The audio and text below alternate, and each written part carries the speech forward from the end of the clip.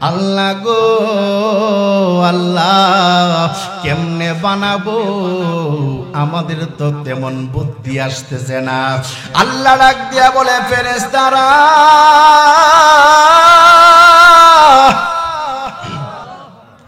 ও ফেরেশতারা রে, আমার বান্দার অল বডিটা তোরা বানাইলি, আমি বান্দার চেহারাটা তোদেরকে বানাইতে দিব না। আমি আমার বান্দার নিজ খলাক তুই বিয়া দাইয়া, আমি আল্লাহ বান্দার চেহারাটা নিজ হাতে বানাইব। আল্লাহ বলে, খলাক তুই, আমি আল্লাহ বানিয়েছি মিন আদম আলা সূরাতিহি, আমার সূরতে আদম বানাইছি। আল্লাহ বলে, মানুষের গঠনটা ফেরেশতারা বানাইলো, এবার চেহারাটা আমি আল্লাহ নিজ হাতে বানাইলাম। এই জন্য কালোকে কালো বলা যাবে না, লম্বারে বেশি লম্বা কয়া মজা মারা যাবে না, খাটুরে বেশি খাটো বলে মজা মারা যাবে না। কথা বলেন না ঠিক কিনা?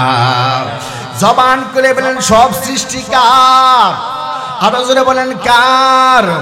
এই জন্য আমার বাবাজিরা গো, ও চরনারায়ণপুরের বন্ধুরে, যেহেতু ইউটিউবের মাধ্যমে শত শত মানুষ দেশ প্রবাস থেকে আপনার এই আজকের বয়ানটা দেখছে, দেখবে বন্ধুরে, বন্ধু একটু মুহাব্বত নিয়ে বসে যাও জীবনটা পরিবর্তনের লক্ষ্যে। চেঞ্জ দ্য ইয়োরসেলফ, তোমার জীবন পরিবর্তনের লক্ষ্যে আজকে বসে যাও, দেখবা জীবনটা কত দামি হইয়া যাবে। হতে পারে আমার একটা কথাই যদি তোমার জীবন পরিবর্তন হয়, আমার আল্লাহ জীবনের গুনাহ মাফ কইরা তোমারে ওলি বানাইতে পারে কি পারে না? ওরে গুনাহ খাতা যা কইরাছি মাফ কো, ও ইরাদাও তুমি রে আল্লাহ। ওরে যত রঙের ওরা দিয়া আমরা মাওলা রে, যত রঙের ওরা দিয়া আমরা। ওরে কোরআনে শুনাছি আমি রে দয়াল, তুমি অন্তর্যামী। ওরে তোমার মতো আর কে আছে এই বিশ্বতে দামি রে আল্লাহ। যত রঙের ওরা দিয়া আমরা মাওলা রে, যত রঙের ওরা দিয়া আমরা। জবান খুলে বলেন মারহাবা। এই জন্য আমার যুবক ও খাউরার বাবারা, আমি মুফতি ইমন রেজা হানাফি সারা বাংলাদেশ ঘুরে ঘুরে যাই। গত বছর 5 বার প্রোগ্রামে ভারতে গিয়েছি, কলকাতায় গিয়েছি। এই জন্য আমার বন্ধু যেখানে যাও না কেন, অন্তরে যদি মাওলার জিকির করো, মুখে অন্তরে যদি নবীর উপর বেশি বেশি মহব্বত করো, আমার নবী ডাক দিয়ে বলে, যে ব্যক্তি একটা বার মহব্বতে ঈমান সহকারে আমার উপরে দুরূদ পড়বে, আমার আল্লাহ আমার দুরূদের কারণে তার জীবন থেকে 10টা গুনাহ কেটে নেয়।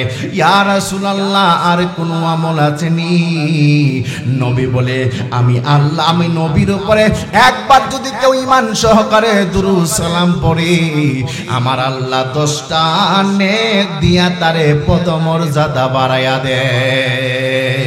স্রোতে নদী যেন বই, সুবহানাল্লাহ বলবেন না? রাতের আধারে যারা সিজদাতে রয়, দু চোখের স্রোতে নদী যেন বই, চলনার হাত ছানি কবু তাদের, চলনার হাত ছানি কবু তাদের, পিছনে ফিরেও তাকাই না, যাদের হৃদয়ে আছে আল্লাহর ভয়, তারা কবু পথ ভুলে যায় না। আল্লাহর প্রেম ছাড়া এই দুনিয়ায় কারো কাছে কোনো কিছু চাই না।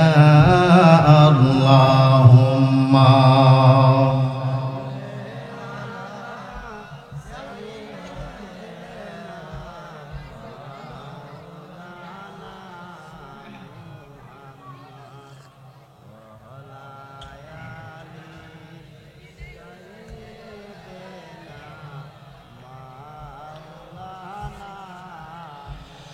লা ইলাহা লা জুলে লা ইলাহা লা জুলে লা ইলাহা লা জুলে লা ইলাহা লা ইলাহা জুরে লা ইলাহা জোরে লা ইলাহা ইল্লাল্লাহ লা ইলাহা ইল্লাল্লাহ লা ইলাহা লা জোরে লা ইলাহা ইল্লাল্লাহ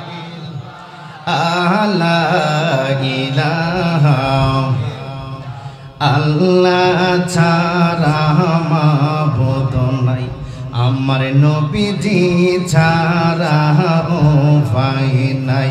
ওরে ওই নবীকে পাইতে হলে বলেন ওই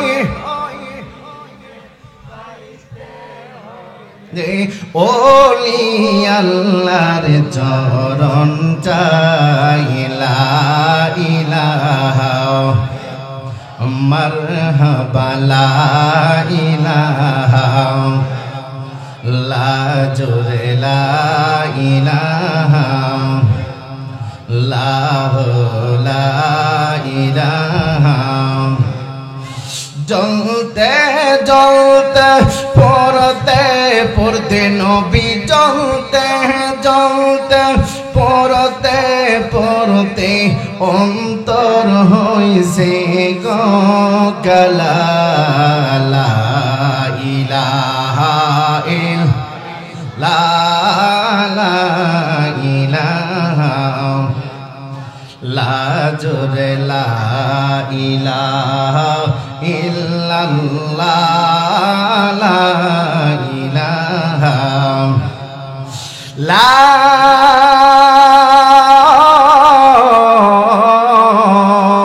ইলাহা ইল্লাল্লাহ মুহাম্মাদুর রাসূলুল্লাহ সাল্লাল্লাহু আলাইহি ওয়াসাল্লাম। মুর্শিদের পীরিতে আগুন রে, ওই আগুন গইয়া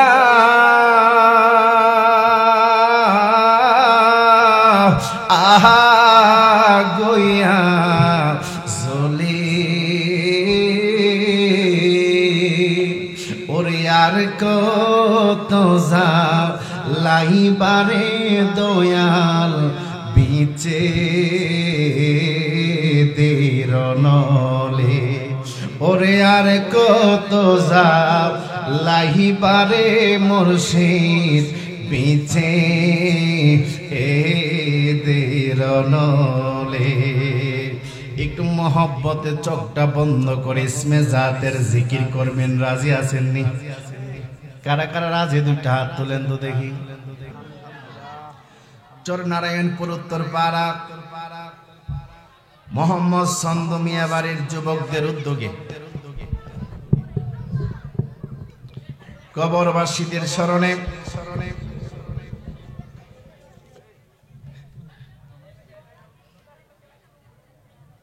ষষ্ঠ বার্ষিক সেন্টারটা লাড়ছি, দেখো একটু সমস্যা হবে। সুন্নি মহাসম্মেলনের সম্মানিত সভাপতি জনাব মোহাম্মদ শাহজাহান মিয়া সাহেব, সহ সভাপতি হিসেবে আছেন জনাব মোহাম্মদ কামাল মিয়া সাহেব, বিশেষ করে আমার পূর্বক্ষণে যিনি অত্যন্ত সুললিত কণ্ঠে চমৎকার বয়ান করেছেন, কারি মুফতি আবুল বাশার হাক্কানি সাহেব, মুফতি মোহাম্মদ তৌফিকুল ইসলাম রেজভী সুন্নি আল কদরি সাহেব, হযরত মাওলানা মিলাদ উল ইসলাম সাহেব আদিলপুরি,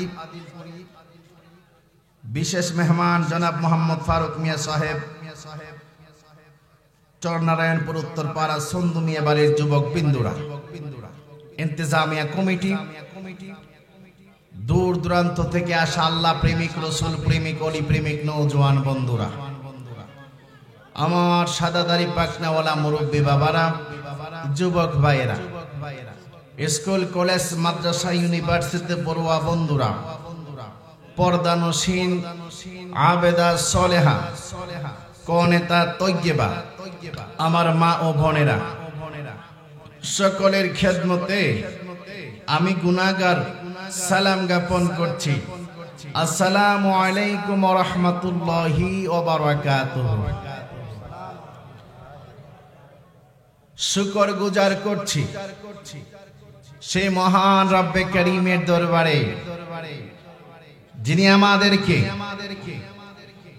আজকে এই চরনারায়ণপুর উত্তরপাড়া সন্দু মিয়া বাড়ির যুবকদের উদ্যোগের কবরবাসী স্মরণের মাহফিলে আসার বসার কিছু কথা বলা এবং শোনার তৌফিকটুকু দান করিতেছেন। শুকরিয়া তান জবান খুলে পড়ুন আলহামদুলিল্লাহ। লাখ কোটি দুরূদ আর সালাম সেই নবীজির নূরানি কদম মুবারকে, যিনি সমস্ত আম্বিয়া কেরামদের মাথার মুকুট, যিনি সৃষ্টির আদি, যিনি সৃষ্টির মূল, যিনি সৃষ্টির কল্যাণকারক, ওই নবীর উম্মত হিসেবে উইদাউট অ্যাপ্লিকেশন, কোন দরখাস্ত ব্যতীতই যে আল্লাহ আমাদেরকে কবুল করেছেন, শুকরিয়া তান জবান খুলে পড়ুন আলহামদুলিল্লাহ। হাজিরিন,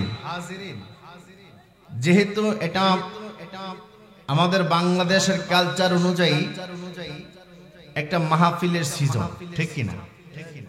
গতকাল আমি মাহফিল করেছি নরসিংদীতে, আজকে আসছে আপনাদের এখানে, আবার আগামীকাল চলে যাব আরেক জায়গায়, পরশুদিন চলে যাব আরেক জায়গায়। এই যে দিক দিগন্তে ছুটে চলছি, কোটি টাকা দিলেও কি এই সময়গুলার হায়াতের খাতায় অ্যাড করা যাবে? জোরে কোন যাবে? যাবে না। যখন মালাকুল মাউত সামনে উপস্থিত হবে, এক সেকেন্ড, এক মিনিট, এক ঘন্টা, এক দিন, এক মাস, এক বছর আমাদের কোনো অপেক্ষা করার সুযোগ, জোরে কোন সুযোগ? আপনার মতো আমার মতো বহুত মানুষ কবরে আছে না নাই? জোরে কোন আছে না নাই? এই যারা কবরে চলে গেছে এরা কি আর আসতে পারছে? জোরে কোন আসতে পারছে? আমরা কবরে যেতে হবে কিনা? কারা কারা কবরে যাবেন না হাত তুলেন।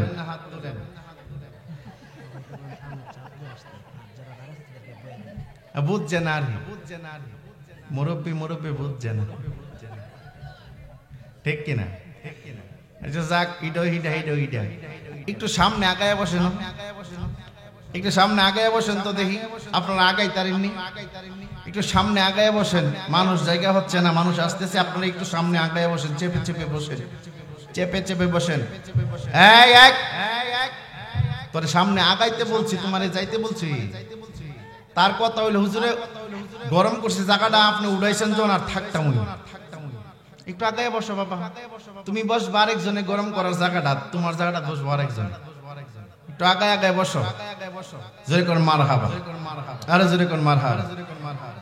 মাহফিল কমিটি আমাকে বলেছে হুজুর আপনার মর্জি মোতাবেক আলোচনা করবেন।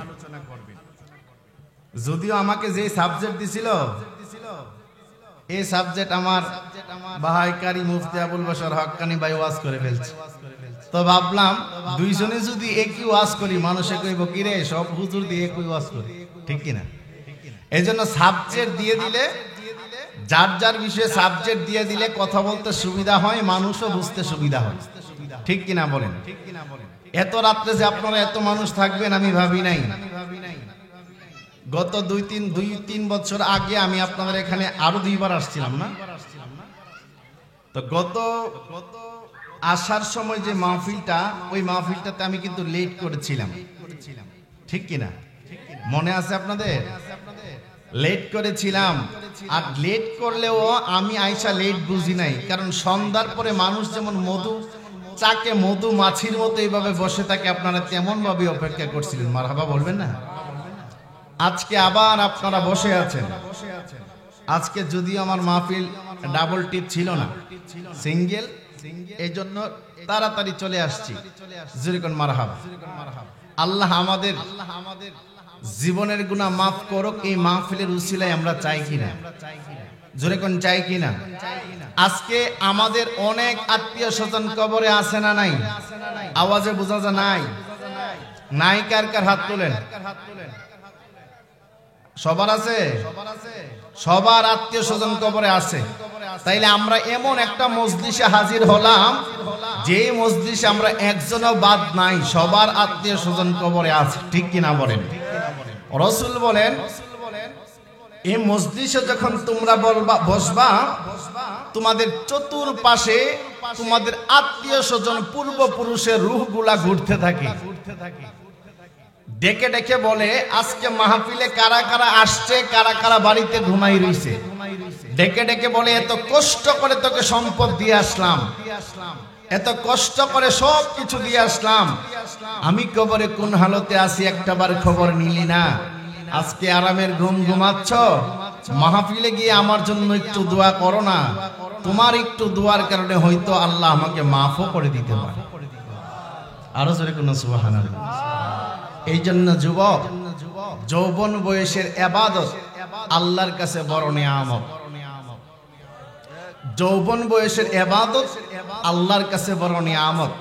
আল্লাহ বলে, হাবিব আপনার উম্মতদেরকে বলে দিয়েন, তারা যদি যৌবন বয়সে মসজিদে ঢুকে, আমি আল্লাহ ফেরেশতাদেরকে বলতে থাকি, ফেরেশতারা এই মানুষ বানাইতে তো না করছিলা, দেখো আমার বান্দা যেই সময় মদ জুয়া আড্ডাখানায় লিপ্ত হওয়ার কথা, এগুলাকে ছেড়ে দিয়ে আমার বান্দা মসজিদের মাইকের আজান শোনা মাত্রই মসজিদে ঢুকে গেছে। আমি আল্লাহ তাকে কেমনে খালি ফিরাইয়া দেই, তে যখন সেজদাটা দে, আমি আল্লাহ তার কপালের নিচে আমি আল্লাহর 2টা রহমতের পা মুবারক বিছাইয়া দিই। এই জন্য বাবা, সময় থাকতে মসজিদে যাওয়ার দরকার আছে না নাই? মসজিদে যাওয়ার দরকার আছে না নাই? এখানে মসজিদ আছে নি? ইমাম সাহেবকে, ইমাম সাহেব হুজুর কই? বাহিরে আছে। ইমাম সাহেব হুজুরের কাছে কালকে আবার ফোন দেয়া জানাম ফজর ওয়াক্তে কেডা কেডা মসজিদে গেছে। সারা রাত মাহফিল শুনলাম, ফজরের 2 রাকাত ফরজের সমতুল্য হবে? সুন্নতের সমতুল্য হবে? এই জন্য নামাজের দরকার আছে না নাই? আমরা কি এজিদি মুসলমান নাকি হুসাইনি? জুরে কোন এজিদি না হুসাইনি? হুসাইনি মুসলমানদের নামাজ আছে না নাই? নামাজ আছে না নাই? নামাজ ছাড়া বক্তাগিরি চলবে? নামাজ ছাড়া ফিসাবগিরি চলবে? নামাজ ছাড়া কোনো কিছু চলবে? যাই করেন না কেন নামাজ পড়েন, কারণ আল্লাহ কোরআনে বলেছে, ইন্নাস সালাতা তানহা আনিল ফাহশাই ওয়াল মুনকার। এই নামাজটা পড়তে থাকো, পড়তে থাকো, এই নামাজই একদিন তোমাকে খারাপ কাজ থেকে ফিরাবে। আর একটু জোরে কোন সুবহানাল্লাহ। এই জন্য কথা বলবো না, যেহেতু রাত অনেক হয়ে গেছে, মৌলিক আলোচনায় আমি একটু ঢুকবো। আপনারা আমার সাথে সাথে একটু জবান খুলে কথা বলতে পারবেন না? পারবেন না ইনশাআল্লাহ? তাহলে আমি তেলাওয়াত করলে আপনারা আল্লাহু আকবার জোরে বলবেন, পারবেন না ইনশাআল্লাহ? পারবেন তো? আল্লাহু আকবার ওয়ালিল্লাহিল হামদু বিসমিল্লাহির রাহমানির রাহিম।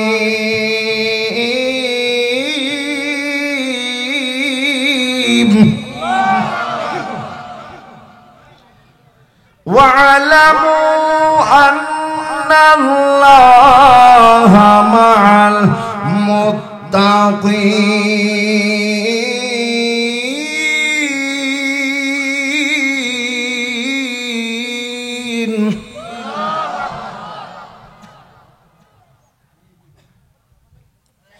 গভীর মনোযোগ।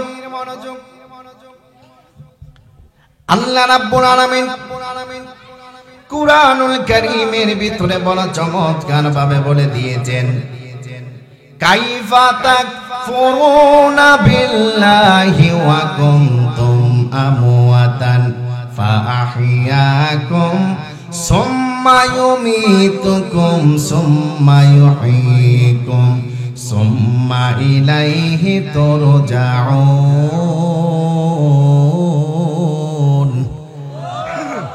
তো কোরআন পড়লে খারাপ লাগবে? কোরআন থেকে কথা বললে খারাপ লাগবে?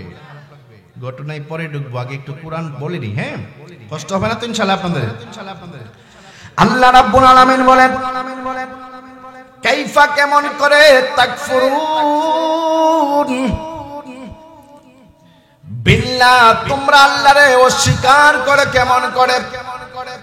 এই মানুষ, আল্লাহ যখন আমাদেরকে সৃষ্টি করেছিল তখন রূহের জগতে এমন একটা কনফারেন্স সাজাইছিল। আমাদের আত্মাগুলারে আল্লাহ বলছিল, আলাস্তু বিরব্বিকুম, আমি কি তোমাদের প্রভু? তখন আমরা সবাই এক বাক্যে বলেছিলাম, কলু বালা, আপনি আমাদের রব। সুবহানাল্লাহ বলবেন না? তাইলে রবের রুবুবিয়াত কি? দুনিয়ায় এসে রবের গোলামি করে, দুনিয়াতে এসে রবের সন্তুষ্টির জন্য সকল কর্ম কাজ করা, ঠিক কিনা বলেন? এই জন্য যখন মানুষ রববিয়াতের রবের কাজ পথ থেকে ছিটকে চলে যায়, তখনই আল্লাহ এই আয়াত নাজিল করে বলতেছেন, কিসে তোমাকে ফিরিয়ে নিল? খারাপ কাজের দিকে। তুমি কি আল্লাহর কথা মনে নাই? তুমি যে অঙ্গীকারবদ্ধ হয়েছিলে মনে নাই? তুমি যে প্রমিস করেছিলে মনে নাই? আজকে প্রমিস ভুলে গিয়ে তুমি কেমনে আল্লাহকে অস্বীকার করছো? তাইলে বোঝা গেল খারাপ কাজের দিকে ধাবিত হইলে আল্লাহ খুশি না বেজার? কি একদল কইছে খুশি, একদল কো বেজার। খুশি না বেজার? ওই হুজুরে বাইয়ে কো বেজার, হিলা কো খুশি। আপনারা দুইজন সিলেক্ট করেন কোনটা নিতাম। খারাপ কাজের দিকে মানুষ গেলে আল্লাহ কি খুশি না বেজার? এই বেজার। এতক্ষণে বুঝ জ্বালাইছেন দি, মাশাআল্লাহ, লেটার গ্রেড A+ পেয়েছেন, মারহাবা বলেন। এই জন্য আমার যুবক মায়েরা, ওই আমার চরণারায়ণপুরের মুরব্বী বাবাজিরা গো, ও আমার বাবাজিরা রে, সময় যেহেতু অল্প, রাত যেহেতু অনেক হয়ে গেছে, তরি কথাগুলা বলবো। ও আমার যুবক ভাইরা, আল্লাহ রাব্বুল আলামিন কুরআনুল কারীমের ভিতরে বলেন, কাইফা তাকফুরুনা বিল্লাহি ওয়া কুনতুম আমওয়াতান ফাআহইয়াকুম সুম্মা ইউমীতুকুম সুম্মা ইউহয়ীকুম সুম্মা ইলাইহি তুরজাউন।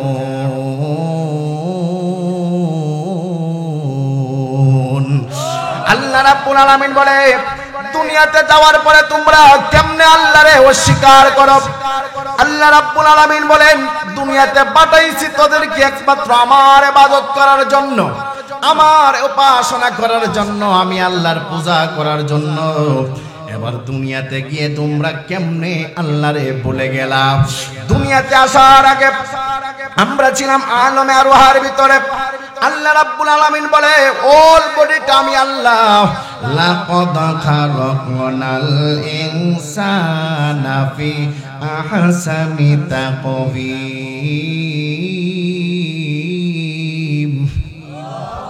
আল্লাহ রাব্বুল আলামিন বলে, উত্তম স্বরূপ দিয়া তোদেরকে আমি বানাইছি। সুবহানাল্লাহ বলেন না? আল্লাহ রাব্বুল আলামিন বলেন, ওই আলমে আরওয়াহের আগে আমি যখন মানুষ সৃষ্টি করব, মানুষের রুবুবিয়াতের হুকুমিয়াত পালনের জন্য, আল্লাহ রাব্বুল আলামিন ডেকে ডেকে বলে, বান্দারে,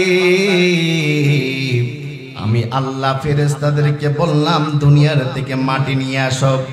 অনেকগুলা ফেরেশতা সেখানে ফেল মারছে, একমাত্র আজরাইল আলাইহিস সালাতু ওয়াস সালাম আল্লাহর হুকুমকে প্রাধান্য দিয়ে মাটির কান্না থেকে আল্লাহর কাছে মাটি নিয়ে গেছে।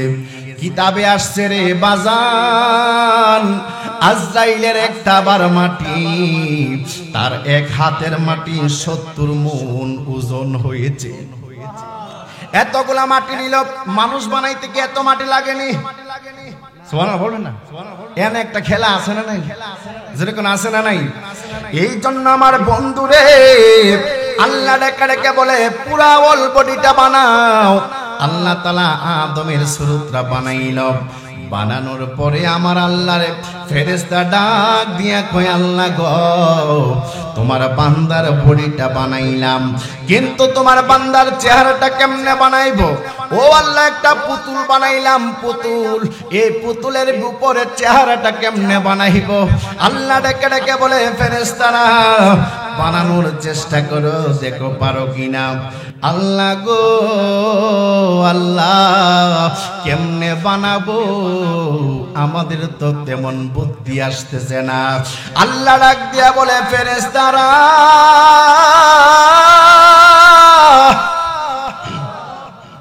ও ফেরেশতারা রে, আমার বান্দার অল বডিটা তোরা বানাইলি, আমি বান্দা আমি বান্দা চেহারাটা তোদেরকে বানাইতে দিব না। আমি আমার বান্দার নিজ খলাক তুই বিয়া দাইয়া আমি আল্লাহ বান্দার চেহারাটা নিজ হাতে বানাইব। আল্লাহ বলে খলাক তুই, আমি আল্লাহ বানিয়েছি মিন আদম আলা সূরাতিহি, আমার সূরতে আদম বানাইছি। আল্লাহ বলে মানুষের গঠনটা ফেরেশতারা বানাইলো, এবার চেহারাটা আমি আল্লাহ নিজ হাতে বানাইলাম।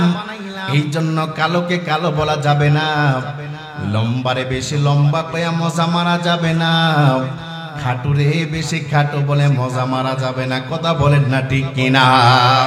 জবান করে বলেন সব সৃষ্টিকার, আরো জোরে বলেন কার?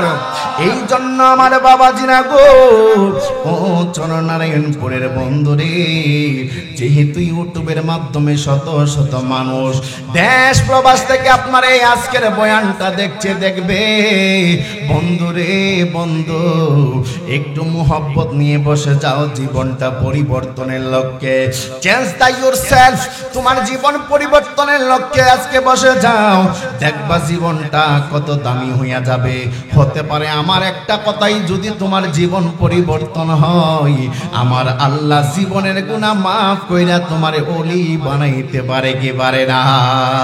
ওরে গুনাহ খাতা যা কইরাছি মাফ কো, ও ইরাদাও তুমি রে আল্লাহ, ওরে যত রঙের ওরা দিয়া আমরা মাওলা রে, যত রঙের ওরা দিয়া আমরা, ওরে কোরআনে শুনাছি আমি রে দয়াল তুমি অন্তর জামি,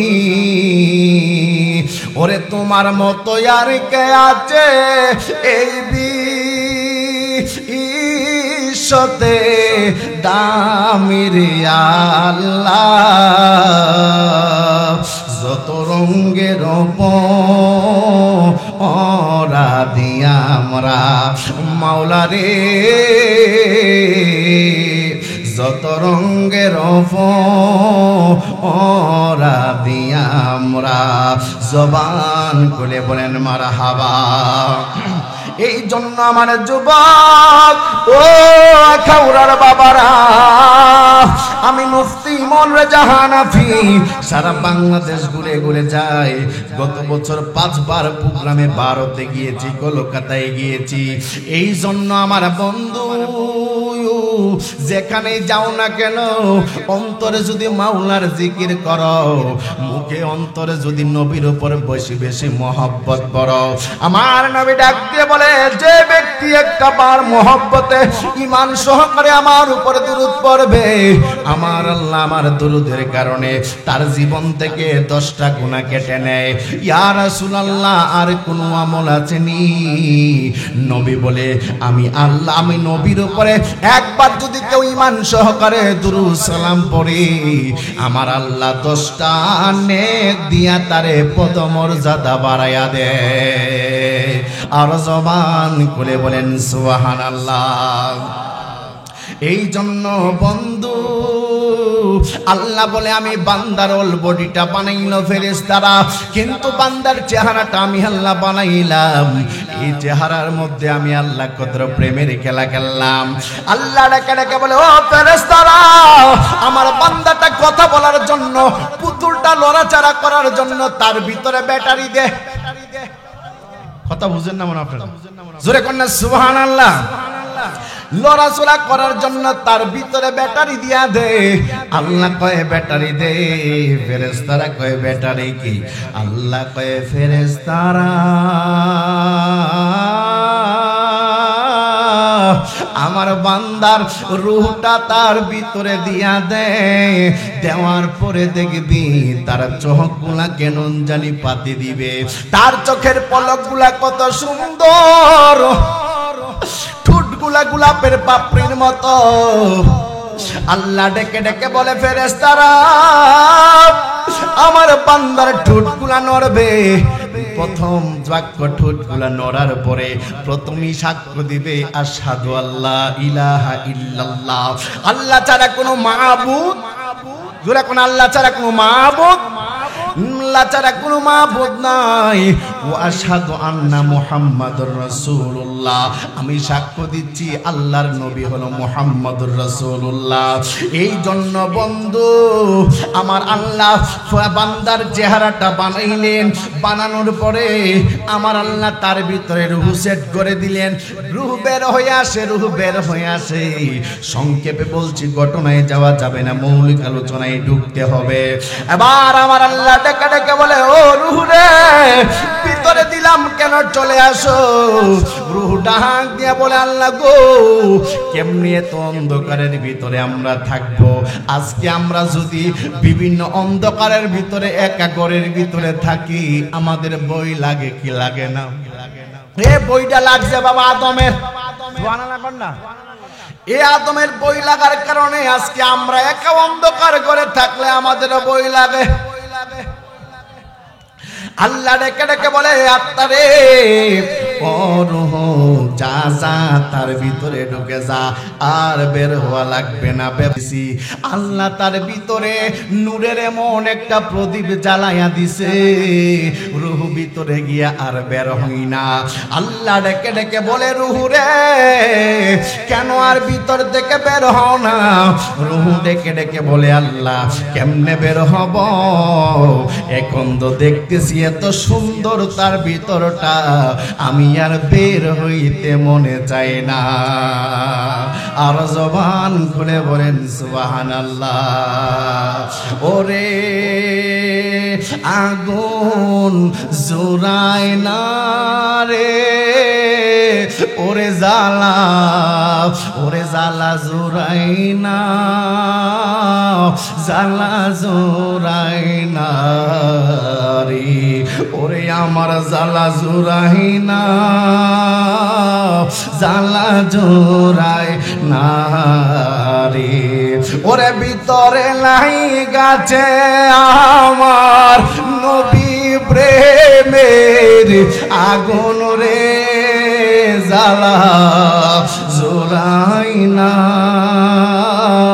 জ্বালা জোড়াই না রে। বলেন না, ও জ্বালা,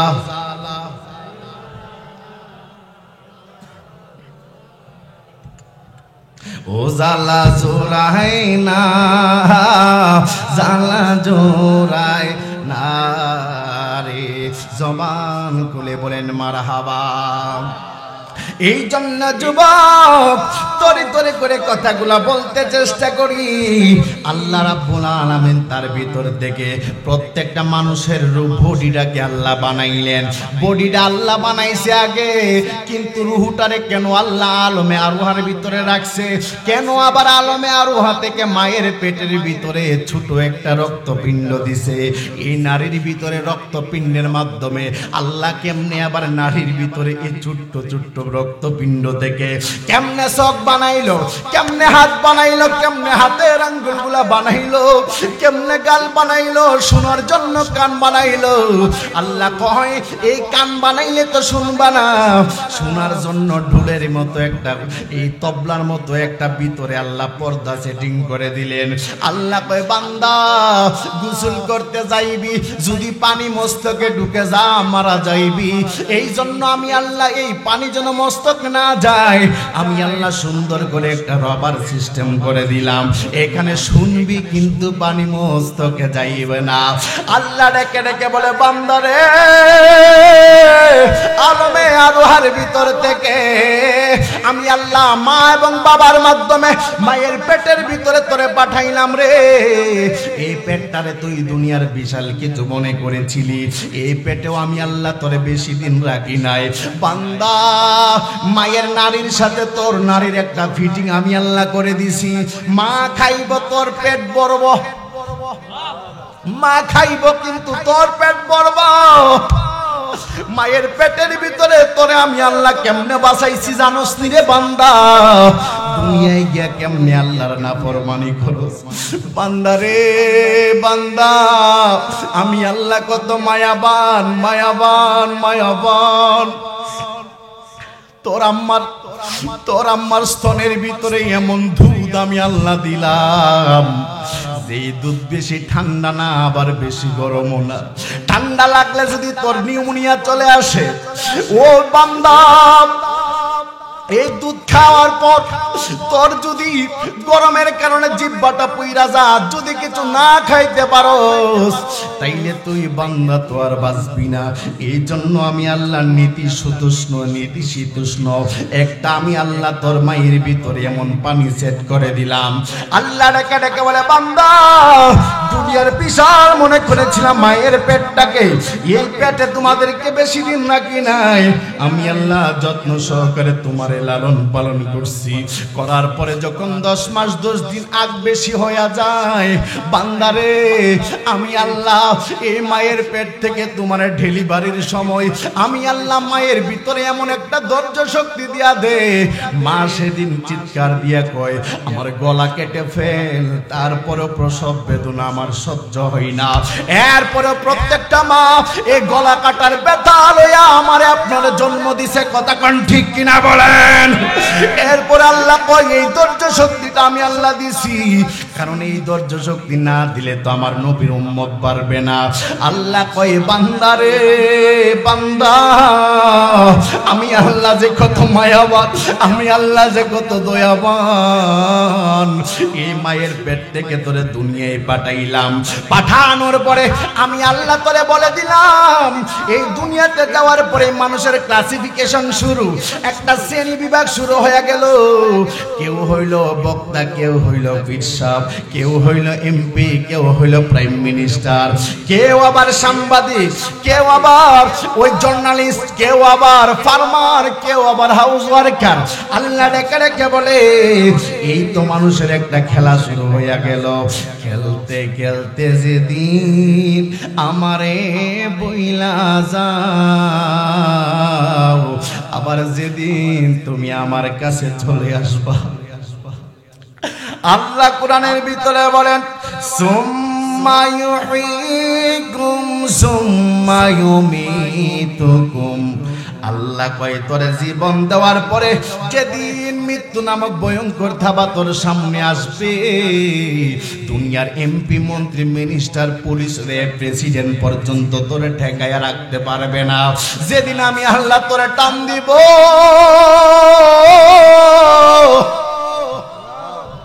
কেউ তোরে ধরে রাখতে পারবে না। আল্লাহ বলে সেই দিন আমি আল্লাহ যখন মরণের থাবা তোর সামনে পাঠাবো, যেই মাটি নিয়েছিল যে ফেরেশতা, সেই ফেরেশতা তোর সামনে পাঠাবো। তুই যদি দুনিয়াত ইমানদারি ভাবে চলস, আমি আল্লাহ বললাম সেই ফেরেশতা তোর সামনে বন্ধু রূপে দাঁড়াইবো। আর যদি দুনিয়াতে বেঈমানি কইরা চলস, তাইলে সেই ফেরেশতা তোর বহুত শত্রু রূপে দাঁড়াইব। আল্লাহ ডেকে ডেকে বলে তোরে ডান দিক দিয়ে থাবা মারবো, বাম দিক দিয়ে তোর রুহটা দৌড় মারবো। যেই রুহটা তোর ভিতরে দিছিলাম নূরের কারণে বের হইতে চাই না, এবার আজরাইলের থাবার কারণে ডান দিক দিয়ে থাবা মারবো, বাম দিক দিয়ে দৌড়ান দিব। বাম দিক দিয়ে থাবা মারবো, ডান দিকে চলে যাবে, মাথার কাছ দিয়ে থাবা দিবে, পায়ের কাছে রুহটা চলে যাবে, পা দিক দিয়ে থাবা দিবে, এবার মাথার কাছে চলে আসবে। যেই মাত্র মাথাতে যাওয়ার আগে রুহটা পেটের ভিতরে চলে আসে, এই নাভি দিয়া রুহটা বের হতে চাই। আল্লাহর বান্দা বলে না না, এই নাভি দিয়া রুহ বের হওয়া যাবে না। এই রুহটা চলে আসে মুখের কাছে গলা দিয়া, এ মুখের কাছে আসতে পাইরা নাভি মুখ দিয়া রুহটা বের হওয়ার জন্য প্রস্তুতি নেই। আল্লাহ কয় আজরাইল,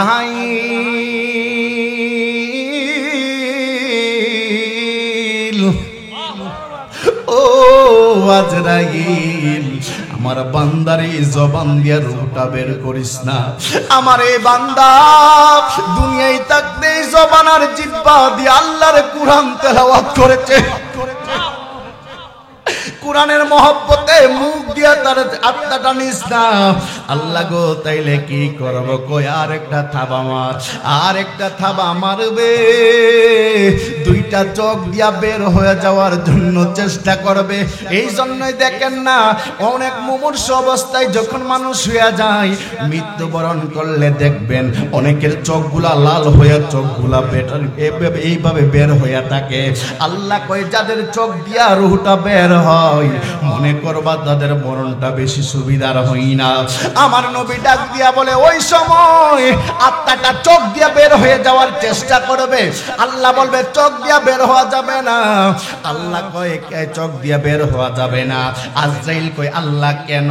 আল্লাহ ডেকে ডেকে বলে এই বান্দা দুনিয়াতে চলার সময় চোখ দিয়া তাকাইয়া তাকাইয়া, খারাপ কাজের দিকে না তাকাইয়া, এই চোখ দিয়া আমি আল্লাহর লাউহে মাহফুজের কোরআন দেখেছে। কোরআনের পৃষ্ঠা পৃষ্ঠা চোখ দিয়া দেখছে, ভালো ভালো কাজ চোখ দিয়া দেখছে। এই চোখ দিয়া সম্মানে চোখ দিয়া আত্মা বের করা যাবে না। এবার আরেকটা ধাবা মারবে, কানের দিকে চলে যাবে, কান দিয়া বের হওয়ার চেষ্টা করবে। আল্লাহ বলে কানে বের হওয়া যাবে না গো। আল্লাহ কেন?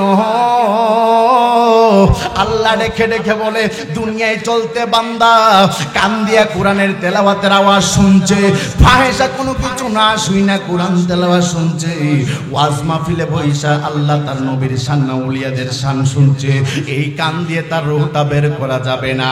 আজরাইল আর একটা থাবা মারবে, এবার রূহটা দৌড়ান দিয়া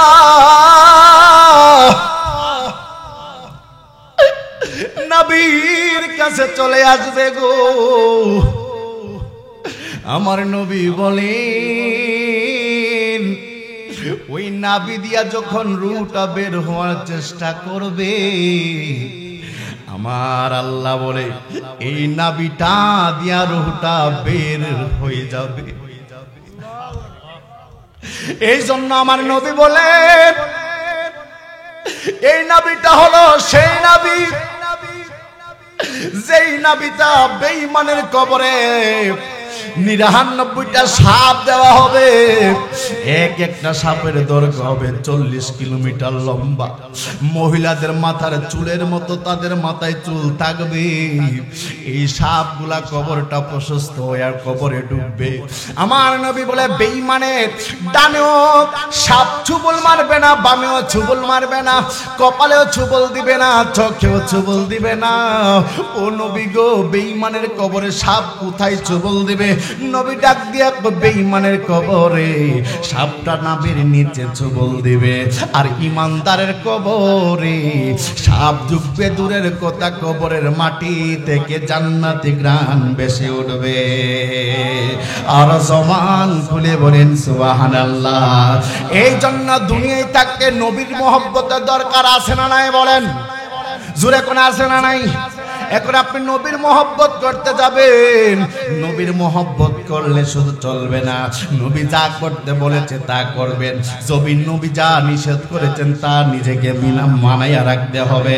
এখন আল্লাহর ওলির দরবারে যাবেন, আল্লাহর ওলির দরবারে জিয়ারতের উদ্দেশ্যে যাবেন, আল্লাহর ওলির দরবারে গিয়া কোরআন তেলাওয়াত করবেন, আল্লাহর ওলির সালাম দিবেন। কারণ আল্লাহর পথে যারা জীবন দেয় তারা মৃত না, তারা কবরে জিন্দা।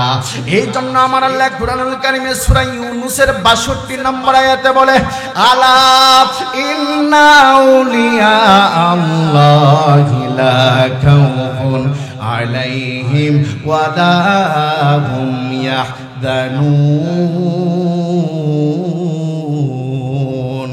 আল্লাহর ওলি যারা হয়েছে সাবধান, তাদের কোনো বই নাই, তারা কোনো চিন্তিত হওয়ার কারণ নাই। এই জন্য বন্ধু, আজরাইলের সাথে যদি সম্পর্ক রাখতে হয়, আগে সম্পর্ক রাখতে হবে আল্লাহ এবং তার রাসূলের সাথে। যদি সম্পর্ক ভালো হয়ে যায় তাইলে কবরে কোনো চিন্তা নাই, মরণে কোনো চিন্তা নাই। এই আজরাইলের সাথে সম্পর্ক রাখছে। দুনিয়াতে এমন একটা নবী ছিল যার নাম হলো হযরতে ইদ্রিস আলাইহিস সালাম। সুবহানাল্লাহ না? ইদ্রিস আলাইহিস সালাতু ওয়াস সালাম মনে মনে ইরাদা করলো, আল্লাহ যদি আমি আজরাইলকে বন্ধু বানাইতে পারতাম। এই ইদ্রিস নবী সারা বছরই রোজা রাখতো, সারা বছরই বেশিরভাগ সময় রোজা রাখতো। ইদ্রিস নবী রোজা অবস্থায় বিকেল বেলা হাঁটতেছে ঘরের ভিতরে, আল্লাহর তাসবিহ জপে। এমন সময় ইদ্রিস নবীর ঘরের ভিতরে এমন একটা লোক বাইরে দাঁড়ায়া গেছে, ডাক দিয়া কয়, ইদ্রিস নবী, ও ইদ্রিস নবী গাও, আমি হলাম এক পথচারী মুসাফির, আমারে আপনার ঘরে থাকতে দিবেননি? ইদ্রিস নবী কয়, ওয়েলকাম, কংগ্রাচুলেশন, ওয়েলকাম, স্বাগতম জানাইয়া ইদ্রিস নবী ঘরের ভিতরে তারে নিয়ে গেল। এবার নিয়ে যাওয়ার পরে ওই লোকটা দেখতেছে যেই মাত্র এই ইফতারের সময় হয়ে গেল, ইদ্রিস নবী নিজে ওই ইফতারের জন্য প্রস্তুতি নিল, ওই মেহমানের জন্য ইফতারি বানাইল। আর একটু জোরে কোন সুবহানাল্লাহ। ঘুমাই গেছেন নাকি? একটু জোরে কোন সুবহানাল্লাহ। ও কোন সুবহানাল্লাহ। আর একটু জোরে কোন সুবহানাল্লাহ। ইদ্রিস আলাইহিস সালাতু ওয়াস সালাম কার জন্য ইফতারি বানাইলো? এমন ঘুমাই যেমন যেত আছে কইতারেন না, কার লাগিয়া? কার জন্য? বাবু বলো, কার জন্য? মেহমানের জন্য। কার জন্য? মেহমানের জন্য ইফতারি বানাইলো। ইদ্রিস নবী ডাক দিয়া বলে, ইফতারের সময় হয়ে গেছে, আপনিও আমার সাথে ইফতারি করতে বসেন। ওই লোকটা কয়, না আমি ইফতারি করব না, আমি তো রোজা রাখি নাই। ইদ্রিস নবী কই, রোজা রাখলেও যেই না রাখলে আপনার কোনো চিন্তা নাই, এটা তো আর ফরজ রোজা না, আপনি ইফতারি করতে বসেন। ওই লোকটা কয়, না আমি খাবো না। ইদ্রিস নবীর কথাই লোকটা খাইলেন না, ইদ্রিস নবীর কথাই লোকটা খাইলেন না। পরের দিন ইদ্রিস নবী সারা রাত ভর আল্লাহর ইবাদত করে।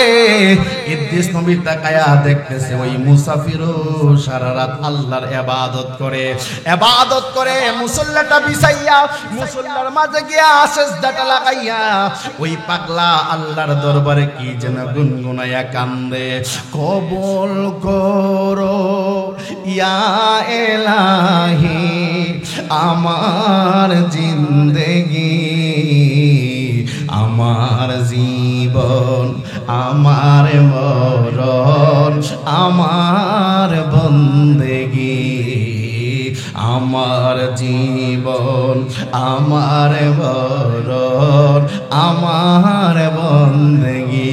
জবান খুলে বলেন মারহাবা। পরের দিন সকালবেলা ইদ্রিস আলাইহিস সালাতু ওয়াস সালাম মেহমানকে কয়, মেহমান চলেন আমাদের এলাকাটা ঘুরায় ঘুরায় আপনারে দেখি। এবারে মেহমান লইয়া ঘুরতে বের হইছে। এবার চরনারায়ণপুরের বিয়াই, যদি তোমার বিয়াই না আসে তোমার কি আর মন টিকে? হ্যাঁ, যদি বিয়াই না আসে বিয়ের কি আর মন মানে? আমরা এলাকাটা বিয়াইনটা ঘুরাইয়া দরকার, ঘুরানো দরকার, ঠিক কিনা? অতক্ষণ তোরা ঠিক আছিল তো, অহনকস ঠিক। কোন রোগের রোগী তোমরা আমি কোনো বালা করি বুঝি। ইদ্রিস তুমি না কারে ঘুরাইতো নিছে? মেহমান রে কারে কেডা জানি কো বিয়াইন রে বলে। আরে দুষ্ট গুলা ভাই, কস বিয়াইন রে ঘুরাইতো নিছে। এবার বিয়াইন ফেবুক মেহমান রে আনো নিছে। মারাবা জোরে কোন কারে না ঘুরাইতো নিছে? জোরে কোন কারে? মেহমান রে ঘুরাইতে নিল ইদ্রিস তুমি। হাঁটতেছে মেহমান লইয়া, ইদ্রিস নবী ডাক দিয়া কই মেহমান দেখেন না কত সুন্দর। মেহমান ডাক দিয়া কই ইদ্রিস নবী তারপর ওই বাগানের আঙ্গুর গুলা বড় সুন্দর, চলেন না আঙ্গুর গুলা আমরা খাইতে যাই। ওই ইদ্রিস নবী কই খাইছে রে কোন কি কারো জিনিস না বইলা খাওয়া যায়? যদি কোন জায়েজ জায়েজ নাই, আমি নবী আপনি কি কোন? মেহমানের কথা মনে কষ্ট না নিয়া ইদ্রিস নবী আর একটু সামনে অগ্রসর হইলেন। যাইতে যাইতে যাইতে রে বন্ধু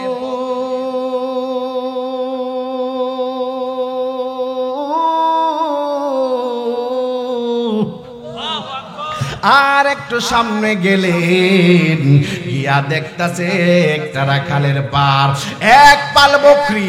ওই মেহমান ডাক দেয়া ইদ্রিস নবী এতগুলা বকরি দেখা একটা বকরি যদি নিয়ে যায় তাইলে তো কেউ রাখালের মালিক, এই পালের মালিক তো চিনতে পারবে না। আমরা লোন একটা নিয়ে কাইটটা খায়ালাই, আসলে খেলা কিন্তু আল্লাহই খেলতাছে। এরপরে ইদ্রিস নবী কই না না না, ওই রাখালের পালের থেকে না বলে কোনো কিছু নেওয়া যাবে না। বারে কই না আপনার আর নিয়ে ঘোরা যাবে না, চলেন বাড়ির ভিতরে চলে যাই। ইদ্রিস নবী বাড়ির ভিতরে চলে গেলেন, মেহমানও বাড়ির ভিতরে চলে গেলেন। ইদ্রিস নবী রাতের বেলা চিন্তা করে এই লোকটাকে যারে চিনি না কিন্তু ঘরে আশ্রয় দিলাম গো, আর আমরা এমন মানুষ হইলাম ওরে যদি কাউরে পরিচয় না দেওয়ার পরেও মায়ার কারণে ঘরে চাকরি দেয়, সকালবেলা উঠটা দেখবেন একটা মোবাইলও নাই। ঠিক কিনা জোরে কোন? আপনার এলাকাত মনে নাই, আও নাই। বালা করে ডাইকাই না ভাত খাওয়া যদি কোন আপনি এই রুমে ঘুমাইতেন, সকালে উঠে দেখবেন টিভিটাও নাই। এই অভ্যাস আছে না নাই? আমরা বাঙালি মারহাবা কইতেন না, আমরার কাছে ওটা হিসা আর কোনো কথা নাই। ঠিক কি না কোন? এখন যে জনসংখ্যা 1971 সালে যদি এই জনসংখ্যা হইতো আমার মনে মারণ লাগলে সেফাই মাইলে লুই কথা কোন? ঠিক কি? ইদ্রিস নবী চিন্তা করলো এই মেহমানকে ঘরের ভিতরে নামাজ পড়ে, ঘরের ভিতরে আল্লাহর জিকির করে গো, মেহমানকে চুপি চুপি দেখা লাগবে। ইদ্রিস নবী চুপি চুপি দেখে ওই মেহমান কার সাথে জানি কথা কয়, কার সাথে জানি কথা কয়। সকাল বেলা ইদ্রিস নবী ডাক দিয়া কয় মেহমান আপনি সত্যি করে বলেন আপনি কে? আমি দি আজকে 2টা দিন হয়ে গেল, একটা খাবার কত রঙের খাবার আপনারে দিলাম আপনি খান নাই, আবার নিজে থেকেই কইতাছেন ভেড়া কাইটটা জব কইরা খাইবেন, নিজে থেকেই বলতাছেন আঙ্গুরের বাগান আঙ্গুরের মালিকের কাছে না কইয়া আঙ্গুর খাইতাম। আপনি ঘটনাটা কি আমারে কইলা বলেন। ওই মেহমান ডাক দিয়া কই ইদ্রিস নবী গো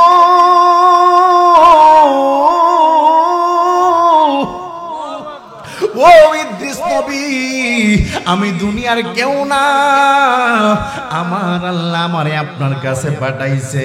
আপনি একদিন মনে মনে ইচ্ছা করছিলেন আল্লাহ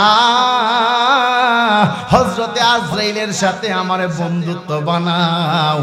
আপনার সামনে যিনি দাঁড়ায়া রইছে তিনি হলো মালাকুল মউত আজরাইল।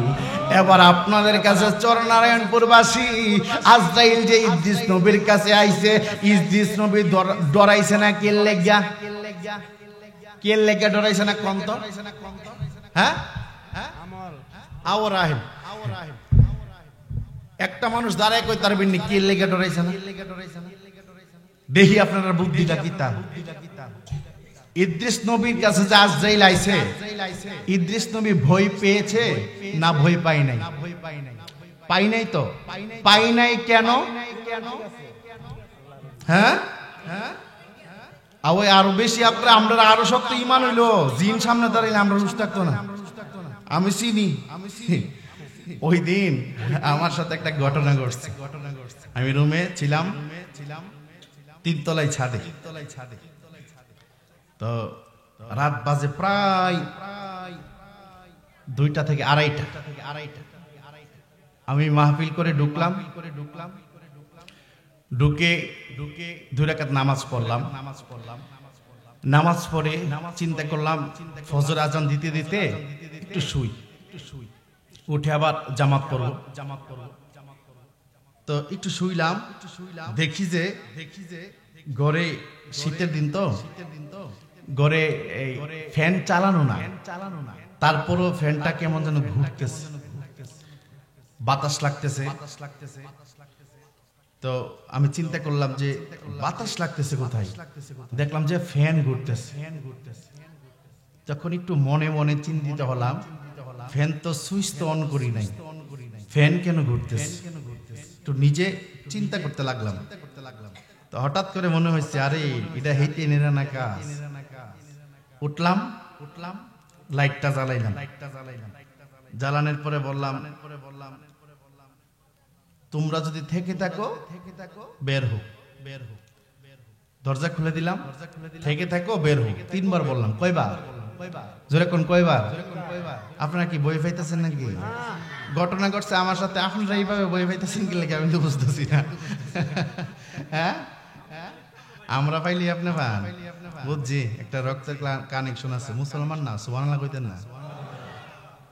বের হো। দেখি বের হয় না।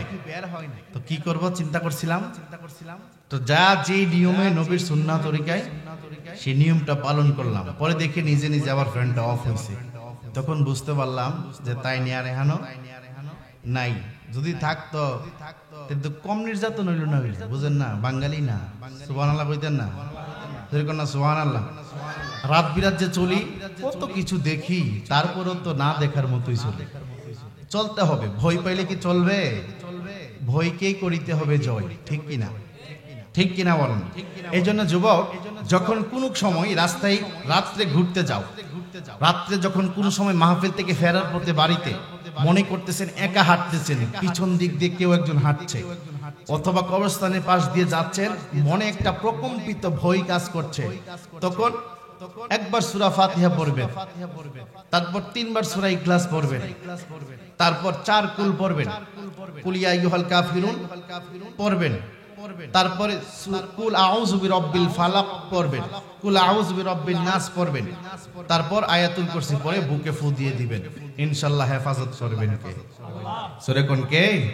রাতে ঘুমানোর আগে নাক ডাকার অভ্যাস কার আছে? হাত তুলেন। নাক তুমি নাক ডাকাও না? তা সরল মনে কইলিস তুমি দেখ করে পরিচিত হয়ে গেছো।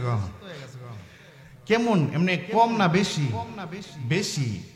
তাইলে বুকের ভিতরে এই আঙ্গুল দিয়া, শাহাদাত আঙ্গুল দিয়া বিসমিল্লাহির রহমানির রহিম বইলা আইন মিম র এই লেখাটা লেখা আয়াতুল কুরসি পড়া ঘুমায় যাইবা। এই আইন মিম রা এই লেখা দেখলে শয়তানও ভয় পাইতো। আইন মিম রা হইল উমর। সুবহানাল্লাহ কইতেন না? এটা লেখা লিখে আয়াতুল কুরসি পড়ে বুকে ফু দিয়া সুন্দর করে ডাইন কাতে ঘুমাইবেন। ডাইন কাতে ঘুমানো সুন্নাহ। সুবহানাল্লাহ বলবেন না? এই জন্য এই যথাযথ নিয়মগুলো আমরা পালন করলে দেখবেন অটোমেটিকলি আমরা অন্য একটা দরজায় চলে যাব। মারহাবা বলবেন না? কষ্ট হচ্ছে আপনাদের? আর একটু তারপরে শেষ করে দিব। এই জন্য আমার যুবক ভাইরা, কি যেন বলতেছিলাম, ঘটনা কোথায় ছিলাম? ইদ্রিস নবী, জি, এরপরে বাজান মেহমান, মেহমান রে গুইরা তো আইসা পড়ছে, গুইরা আইসা পড়ছে। মেহমান রে কই তুমি কে? আমি কই আজরাইল। সুবহানাল্লাহ।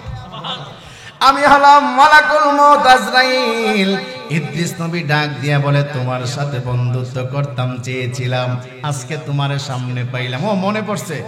ইদ্রিস নবী ভয় পাইছে না? কেন ভয় পাইছে না কেন? কারণটা হলো আজরাইল ইদ্রিস নবীর সামনে তার সুরতে আসে নাই, আসছে সূরাতুল বাশার, মানুষের সুরতে। এখন মানুষের সুরতে কেউ আপনার সামনে আসলে এটা জিন নাকি কি আপনি কি ভয় পাইবেন? যেরকম ভয় পাইবেন, এটাই তো ঘটনা। এটা কই পারেন না আপনারা? যেরকম মারহাবা। ইদ্রিস নবী ডাক দিয়া বলে তুমি যদি মানুষের সুরতে আমার সামনে এসে থাকো, এতদিন তুমি কেন বলো নাই? তুমি কেন ফল খাইতে চাইছো? মালাকুল মউত কই ইদ্রিস,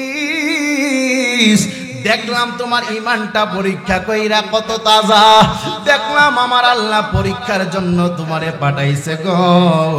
এই পরীক্ষায় তুমি উত্তীর্ণ হয়েছো, আল্লাহ কবুল করেছে। আজকে আমি তোমার বন্ধু হইলাম। জোরে কুন্না মারহাবা। ইদ্রিস নবী কিন্তু চালাক নবী ছিল। ইদ্রিস নবী ডাক দিয়া বলে ও মালাকুল মউত, তাইলে আমার একটা স্বপ্ন, বন্ধু তো বন্ধুর কথা রাখন লাগে, জীবন দিয়া হইল বন্ধু বন্ধুর কথা রাখে। ও বন্ধু রে, ইদ্রিস নবী ডাক দিয়া বলে আমার একটা কথা রাখা লাগবে। কয় কি কথা? কয় আমার এমন একটা কথা আছে, কথাটা হইল তুমি আমারে মরার আগে একবার মাইরা দাও, মারার পরে আবার জীবিত কইরো, আমি দেখবো মরার যন্ত্রণা যে কত ভয়ঙ্কর। ইদ্রিস নবীর কথা শুন না আজরাইল কই নবী গো, ও ইদ্রিস নবী রে, মারতে পারবো না আমি, জিন্দাও করতে পারবো না আমি। ইন্নাস সালাতি ওয়া নুসুকি ওয়া মাহইয়ায়া ওয়া মামাতি লিল্লাহি রাব্বিল আলামিন।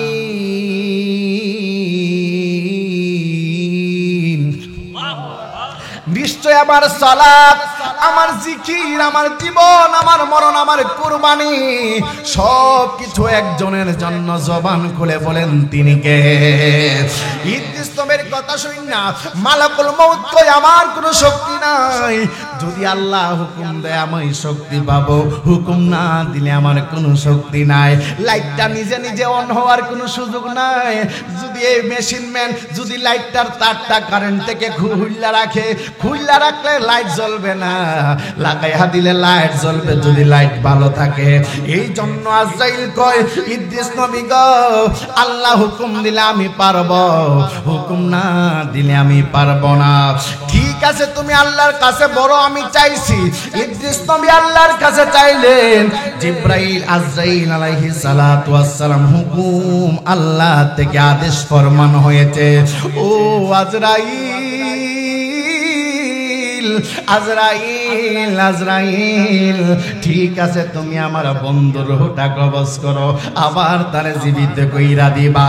আজরাইল আলাইহিস সালাতু ওয়াস সালাম ডাক দিয়ে বলে আল্লাহ থেকে হুকুম হয়েছে আপনি মাটির ভিতরে শুইয়া যান।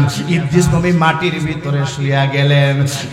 আজরাইল কই নবী গো, আজ পর্যন্ত এত কম কষ্ট পাওয়া কাউরে আমি রূহটা কবজ করব না।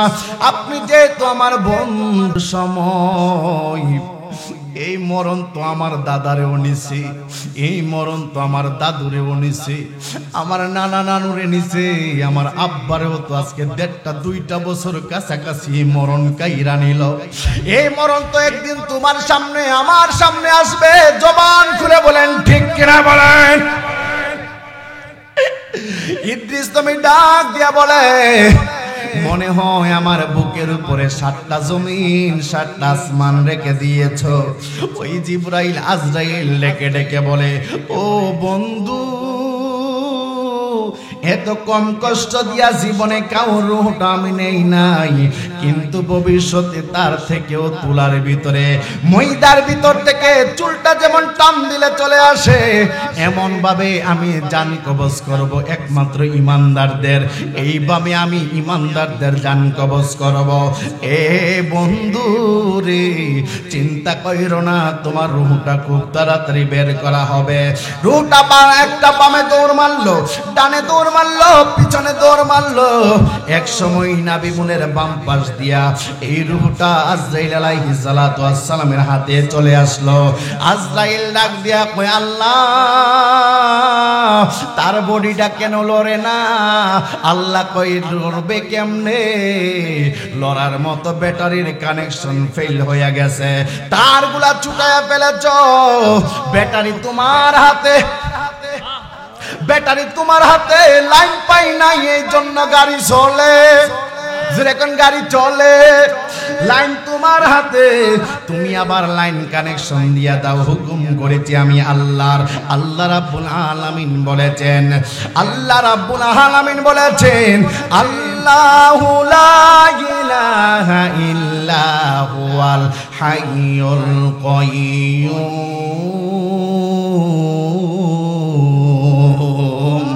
আল্লাহ রাব্বুল আলামিন চিরঞ্জীব, তিনি মরবেন না, তিনি ছিলেন, আছেন এবং থাকবেন। সুবহানাল্লাহ বলেন না? এই জন্য আজরাইল আলাইহিস সালাতু ওয়াস সালাম তার ভিতরে আবার ব্যাটারিটা ঢোকাইয়া দিল, আবার কানেকশনগুলো আবার জোড়া লাগাইয়া দিল। হঠাৎ করে তাকায়া দেখে রে বন্ধু, বন্ধু রে বন্ধু, হঠাৎ করে তাকায়া দেখে চোখগুলা পাপড়িগুলা কেমন যেন নড়াচড়া করতেছে। ইদ্রিস নবীর দুইটা ঠোঁট গোলাপের পাপড়ির মতো নড়াচড়া করতেছে। ইদ্রিস নবীর ডাক দিয়া বলে, বন্ধু কোথায় ছিলেন? কোথায় ছিলেন? কেন কথা বলেন নাই? ইদ্রিস নবী ডাক দিয়া বলে, মরণের যন্ত্রণা বুঝি এত ভয়ঙ্কর। আল্লাহ কোরআনে বলেছে, নিশ্চয় মানুষকে মরতে হবে। কুল্লু নাফসিন যায়িকাতুল মাউত, প্রত্যেক প্রাণীকেই মরণশীল করা লাগবে গো। প্রত্যেক প্রাণীকে জীবনে একবার মরতে হবে। মরণ কিন্তু একবার, কিন্তু জীবন কিন্তু বারবার। একবার মরে গেলে কবরে যাইবেন, কবরে যাওয়ার পরে আল্লাহ যে আখিরাতে জিন্দা করব, তারপরে কিন্তু আর মরণ নাই। মানুষ পাপ পুণ্যের হিসাবে শাস্তি হবে, কেউ জান্নাতি কেউ জাহান্নামী। এবার ইদ্রিস নবী কই, একবার তো মরে ফেলছি, এবার যেহেতু জিন্দা হইছি, খেলাটা আর একটু বেশি কইরা জমায়া খেলাম, খেলাটা আর একটু বেশি জমায়া খেলাম।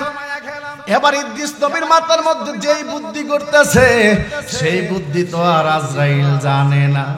মাডো একটা গোল দিব।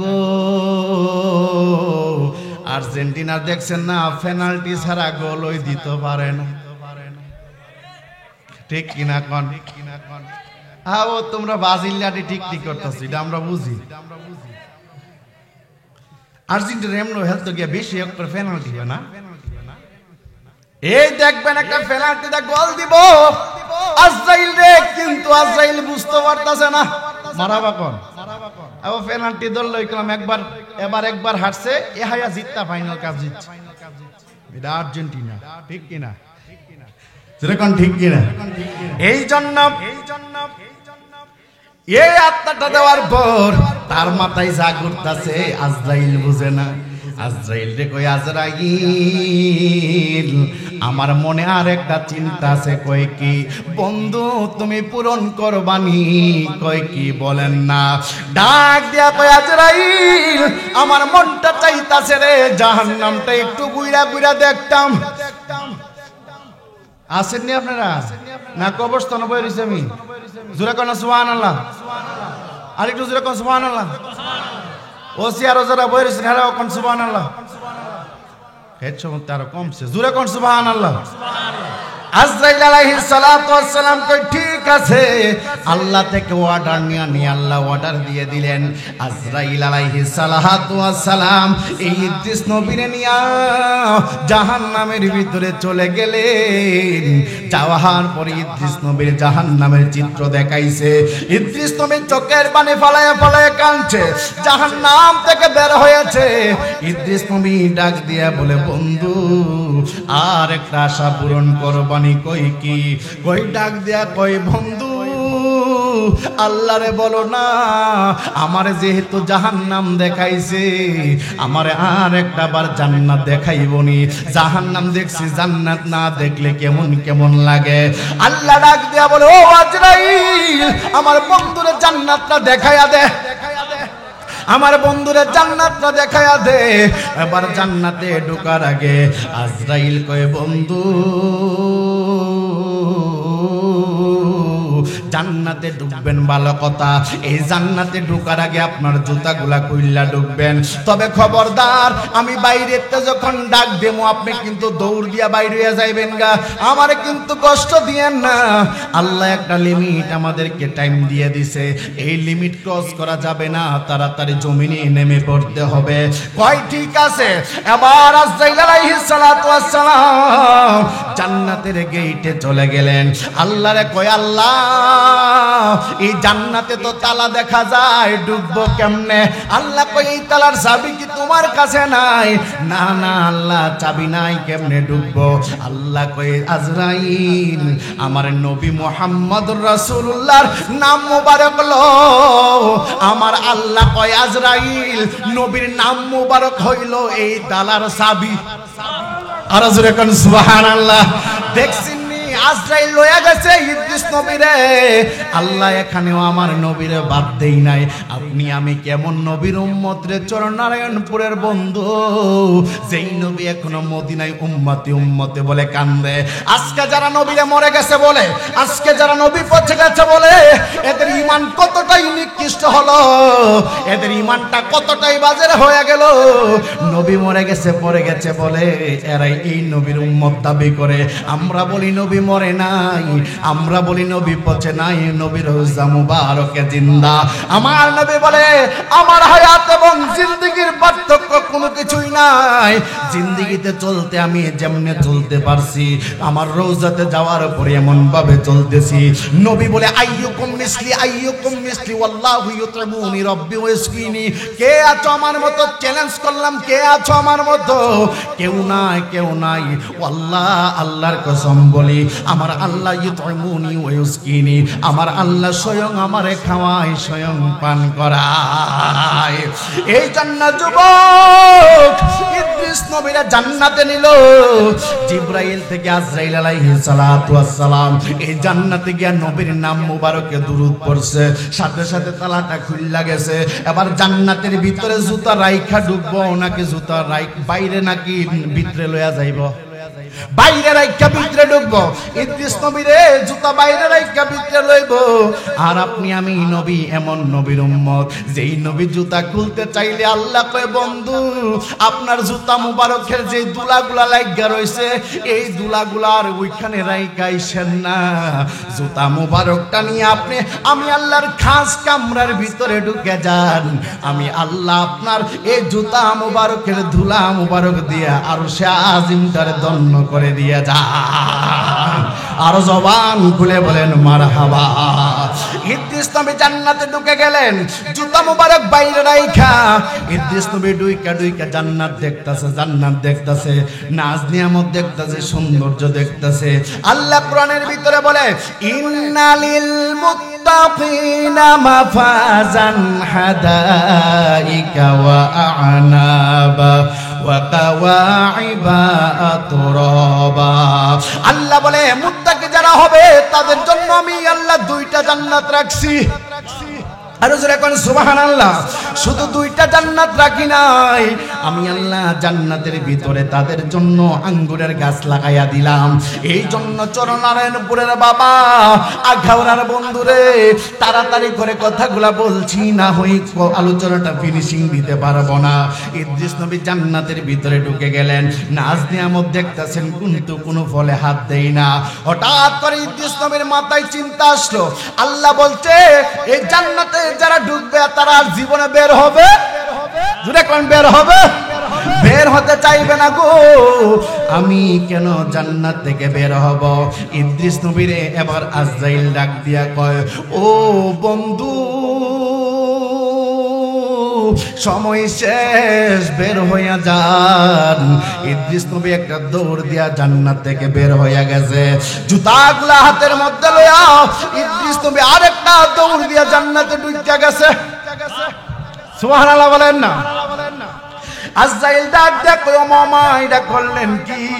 আপনারা কইলাম বার হইয়া যাইতে, আপনি দি বাইরে আরো জুতা দিয়ে ভিতরে নিছেন, কাজটা করলেন কি? গোলাপ ফুলে যাহা আছে গন্ধরাজে তাহা নাই, বেলি ফুলে যাহা আছে হাসনা নাই তাহা নাই। সুবহানাল্লাহ বলেন না। ইদ্রিস নবী ডাক দিয়া বলে, আজরাইল তোমার সাথে আমার ওয়াদা ছিল, প্রমিস ছিল, চুক্তিবদ্ধ ছিল জান্নাতে ঢুকব। তুমি ডাক দিলে আবার বের হইয়া যাইতাম, তোমার চুক্তি আমি পূরণ করছিনি। তুমি কও তুমি ডাক দিছো, আমি বাইরে হইয়া গেছি, এবার ঢুকছি যে এটা তোমার আদেশে ঢুকছি না, তোমার আদেশে ঢুকছি না, এইখানে তোমার কোনো হাত নাই। আল্লাহ বলছে একটা মানুষ একবার মরণের পরে আর তার কোনো মরণ নাই। আমারে তো তুমি দুনিয়ায় একবার মারছো, মাইরা আবার আমার ভিতরে রূহ দিছো, এবার আমার জাহান্নাম ঘুরাইছো, জান্নাত দেখাইছো। আল্লাহ বলছে প্রত্যেকটা কবরে জাহান্নামের চিত্র দেখানো হবে, দেখানোর পরে ইমানদারদের জন্য আল্লাহ দ্বিতীয়বার জান্নাতের ব্যবস্থা করবে, জাহান্নামের ভিতরে পর্দাটা ফালাইয়া দিবে। আমারে তো সেই নিয়মে তুমি জাহান্নাম দেখাইছো, আমি তো বুদ্ধি কইরা জাহান্নাম আগে দেখছি, যেইকা জান্নাতে বুদ্ধি কইরা ঢুকছি। এবার তুমি আমার এত বেহুদ কেমনে পাইছো? আমি জান্নাতে আইছি কেমনে যাইতাম গা? আজরাইল মনটা খারাপ করে কাল্লা কি কও? সুবহানাল্লাহ কইতেন না? আজরাইল মনটারে খারাপ করে ডাক দিয়া কয়, মাবুদ কি বলে তোমার বন্ধু? আমি তো কিছুই বুঝি না। আল্লাহ ডেকে ডেকে বলে, আজরাইল চিন্তা করিস না, বান্দার সাথে বন্ধুর একটা প্রেমের সম্পর্ক, রবের সাথে বান্দার একটা প্রেমের সম্পর্ক। আমি তোর সাথে যখন এই আমার ইদ্রিস তোর সাথে যখন খেলাধুলা করতেছিল, জাহান্নাম দেখতেছিল, জান্নাত দেখতেছিল, আমি আল্লাহর কাছে এত বড় ভালো লাগতেছিল। আমি আল্লাহ তো আগেই জানতাম আমার ইদ্রিস জান্নাতে গেলে আর বের হবে না। তুমি নবরঙ্গের রূপ ধরিয়া কইতাম না, কইতাম নি, তুমি নবরঙ্গের রূপ ধরিয়া পাগল করিয়া এখন দয়াল রহিলা কোথায়? জ্বালাইতে কতক্ষণ, পোহরাইতে কতক্ষণ, জ্বালাইতে কতক্ষণ, পোহরাইতে কতক্ষণ, জানি দয়ালের দয়ার অভাব নাই, জানি দয়ালের দয়ার অভাব নাই। ও মোর জালারে জালাকে দিয়া নিবাই, মুর্শিদের প্রেম জালায় জবান কি দিয়া আনিবাই, পীরিতে শিকায়া কই গেলা লুকায়া, এ হানাফি করি কি উপায়, এই পাগলে করি কি উপায়। ও মোর জালারে জালা কি দিয়া নিবাই, মুর্শিদের প্রেম প্রেম জ্বালায় অঙ্গ মারহাবা কি দিয়া আনিবাই ওরে কি দিয়ানি বাইরে জ্বালা ওরে কি দিয়ানি বাইরে জ্বালা ও মোর জ্বালা রে জ্বালা কি দিয়া আনিবাই দয়ালের প্রেম জ্বালায় অঙ্গ জলে জ্বালা কি দিয়া আনিবাই জবান খুলে বলেন মারহাবা। এই জন্য বন্ধু আল্লাহর বন্ধু হওয়া লাগবে। আল্লাহর বন্ধু হইতে গেলে যুবক নামাজ পড়ো, মা বাবার খেদমত করো, ও যুবক যৌবন বয়সে ইবাদত করো বেশি বেশি। আল্লাহ কয় আমার যদি একটা যুবক বান্দা যৌবনকারে একটা বার সেজদা দেয়, আমি আল্লাহর রহমতের দরিয়ায় জোশ উঠে যায়। আমি আমার বান্দার একটা ডাকের বিনিময়ে 70 বার জবাব লইয়া থাকি। আর জোরে বলেন না সুবহানাল্লাহ। আমি তোমার প্রেমের ভিখারি ইয়া রাসূলুল্লাহ, আমি তোমার প্রেমের ভিখারি। জবান খুলেন, আমি তোমার প্রেমের লাল্লা, আমি তোমার প্রেমের ভিখারি। তোমারি প্রেমের গরাসুল নাই যে তুলনা, নাই যে তুলনা গরাসুল নাই যে তুলনা। তোমারি প্রেমের গরাসুল নাই যে তুলনা, নাই যে তুলনা গরাসুল নাই যে তুলনা। তোমার প্রেমে জিন্দা হলো উস্তুনে হান্নানা ইয়া রাসূলুল্লাহ, আমি তোমার প্রেমের ভিখারি। আমি তোমার প্রেমের ভিখারি ইয়া রাসূলুল্লাহ, আমি তোমার প্রেমের ভিখারি। তোমারি প্রেমেতে আমার কলি যায় আঙ্গার, কলি যায় আঙ্গার গো রাসূল, কলি যায় আঙ্গার। তোমারি প্রেমেতে আমার কলি যায় আঙ্গার, কলি যায় আঙ্গার গো রাসূল, কলি যায় আঙ্গার। তোমার প্রেমে জিন্দা হলো উস্তুনে হান্নানা ইয়া রাসূলুল্লাহ, আমি তোমার প্রেমের ভিখারি। আমি তোমার প্রেমের ভিখারি ইয়া রাসূলুল্লাহ, আমি তোমার প্রেমের ভিখারি। জবান খুলে বলেন মারহাবা। এই জন্য ইবাদত চাই কিনা? ইবাদত হবে কার? আল্লাহর সাথে কাউকে শরীক করা যাবে? সেজদা পাওয়ার মালিক কে? জোরে কোন কে? হায়াতের মালিক কে? রিজিকের মালিক কে? মৌতের মালিক কে? এই কণ্ঠনালীর মালিক কে? জোরে কোন কে? ওই আল্লাহ আমাদেরকে পাঠিয়েছেন, আল্লাহর দরবারে আমাদেরকে যেতে হবে কিনা? এই জন্য কি নিয়ে যাবেন? আল্লাহ কোরআনে বলেন ওয়ালা তামুতুন্না ইল্লা ওয়া আনতুম মুসলিমুন। মুসলমান না হইয়া কিন্তু আমার কাছে আইসো না। মুসলমান কারে কয়? আল্লাহর হাবিব বলে মান সালিমান মুসলিমুনা মিন লিসানিহি ওয়া ইয়াদিহি। মুসলমান তো তারই কো যার হাত দ্বারা কেউ কষ্ট পায় না, যার জবান দ্বারা কেউ কষ্ট পায় না, সে হলো প্রকৃত মুসলমান। এবার মুসলমান, আমরা মুসলমান কি হইলাম? আমরা হাতে দাও, হাতে লাঠি, আমরা কুড়াল টুরাল নিয়া ওই মুর্শিদপুর দরবারে গেছে হামলা করতে। ঠিক কিনা? আল্লাহর ওলিদের মাজার ভাঙতাম। আমরা ওই মুসলমান আল্লাহর ওলিদের মাজার ভাঙতে গেছি। যে আল্লাহর ওলিরা আমাদেরকে ইসলাম চিনাইছে, যে আল্লাহর ওলিরা ওই ভারতীয় উপমহাদেশে ইসলাম এনেছে, সেই আল্লাহর ওলিদের মাজার ভাঙতে যায় যারা, নিঃসন্দেহে ইয়াজিদের উত্তরসূরি তারা। কথা বলেন।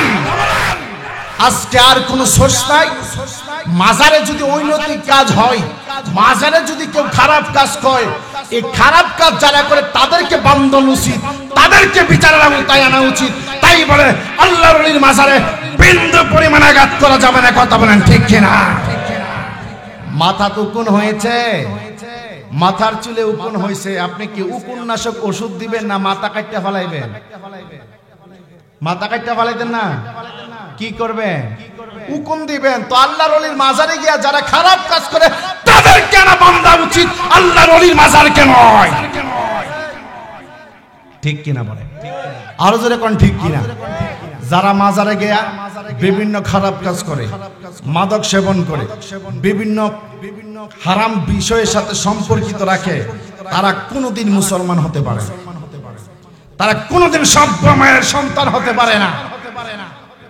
আল্লাহর ওলির মাজার হলো পবিত্র জায়গা, আল্লাহর ওলির মাজার হলো জিয়ারতের স্থান, আল্লাহর ওলির মাজার হলো আশিকদের জন্য মরণের কথা চিন্তার স্থান। কথা বলেন ঠিক কিনা বলেন? খাজা মুঈনুদ্দিন চিশতির মাজার ভাঙতে গেছিল শরীয়তের মৌলবীরা বাদশা আলমগীরের জামানায়। বলছিল বাদশা আলমগীর, খাজা মুঈনুদ্দিন চিশতি কবরে মরা, এই মরা মানুষের কাছে গিয়া মানুষ মাজারে যা, তার কবর জিয়ারত করে, এখানে শিরিক করে, তার মাজারটা বুলডোজার দিয়ে ভাঙা দাও। আল্লাহর ওলি ওই বাদশা আলমগীর তৎক্ষণাৎ একজন মুহাদ্দিস ছিল। এই বাদশা আলমগীর ইসলামী মাইন্ডের একজন ইসলামী স্কলার, একজন মুহাদ্দিস ছিল। বাদশা আলমগীর গেছে মাজারে, গেছে গিয়া কয় আসসালামু আলাইকুম ইয়া খাজা মুঈনুদ্দিন চিশতি, আসসালামু আলাইকুম ইয়া খাজা মুঈনুদ্দিন চিশতি, আসসালামু আলাইকুম ইয়া খাজা মুঈনুদ্দিন চিশতি। তিনবার সালাম দিছি, চতুর্থবার আমি ফিরা যাবো, আপনি সালামের উত্তর লন নাই, আপনার মাজারটা বুলডোজার দিয়ে আমি এখন ভাঙ্গা সমান করে দেবো। ফিরতে দেরি, কে যেন পিছন দিক দিয়ে মাজারের ভিতর থেকে কই ওয়া আলাইকুম সালাম ইয়া বাদশা আলমগীর। বাদশা আলমগীর কই যদি মাজারে কবরে থেকে থাকেন তাহলে তিনবার সালাম দিলাম, জবাব নিলেন না কেন? আল্লাহর ওলির মাজার থেকে আওয়াজ আসে, তুমি যখন আমাকে প্রথম সালাম দিচ্ছিলা আমি আল্লাহর খানায়ে কাবা তাওয়াফ করতেছিলাম। সুবহানাল্লাহ কোন? তুমি যখন আমাকে দ্বিতীয় সালামটা দিছিলা আমি মদিনার নবীর রওজা মুবারক জিয়ারত করতেছিলাম। তুমি যখন আমার তৃতীয় সালামটা দিছো আমার নবীরে সালাম দিয়া একটা লাফ মাইরা দিল্লিতে আজমিরের জমিনে আইসা তোমার সালামের জবাব দিয়া দিস। সেই আল্লাহর মাওলির মাজার যাও ভাঙতা যাও না, যারা আল্লাহর ওলির মাজার ভাঙতে গেছে এরা ফাও কাটতে ফেলানো লাগছে। কথা কন? আল্লাহর ওলির কি কোনো দোষ আছে নাকি? আল্লাহর ওলি বলছে এটা করতো, আল্লাহর ওলি বলছে শরীয়ত বিরোধী কাজ করতো। আল্লাহর ওলির বাজারে যারা গিয়া শরীয়ত বিরোধী কাজ করেন আপনারা শুনে রাখেন, আপনাদের কারণে আল্লাহর ওলির বদনাম হচ্ছে, আপনাদের কারণে কিছু মুসলমান 24 সাল আবার নতুন করে বাংলাদেশ নতুন স্বপ্ন নিয়ে বাংলাদেশে আসছে, পদার্পণ করছে। সারা বাংলার মানুষ দুর্নীতি হলে দুর্নীতির বিরুদ্ধে কথা চলে, খারাপ কাজ হলে খারাপ কাজের বিরুদ্ধে কথা চলে, মা বাবারে গালি দিলে মামলা হয়, রাস্তায় কেউ কাউকে অ্যাটাক করলে হামলা হয়। আমার কথা হলো আল্লাহর ওলির মাজারকে যারা লাঠি দিয়ে আল্লাহর ওলির মাজারকে কলঙ্কিত করেছে তাদের বিরুদ্ধে কেন মামলা হয় না? কথা বলেন, কথা বলেন, ঠিক কিনা কোন? আমি একা ঠিক কইতাম, আপনারা কইতেন না? কি মামলা হইব? মামলা হইব। দেশটা কি একা না আপনারা আমরা সবাই?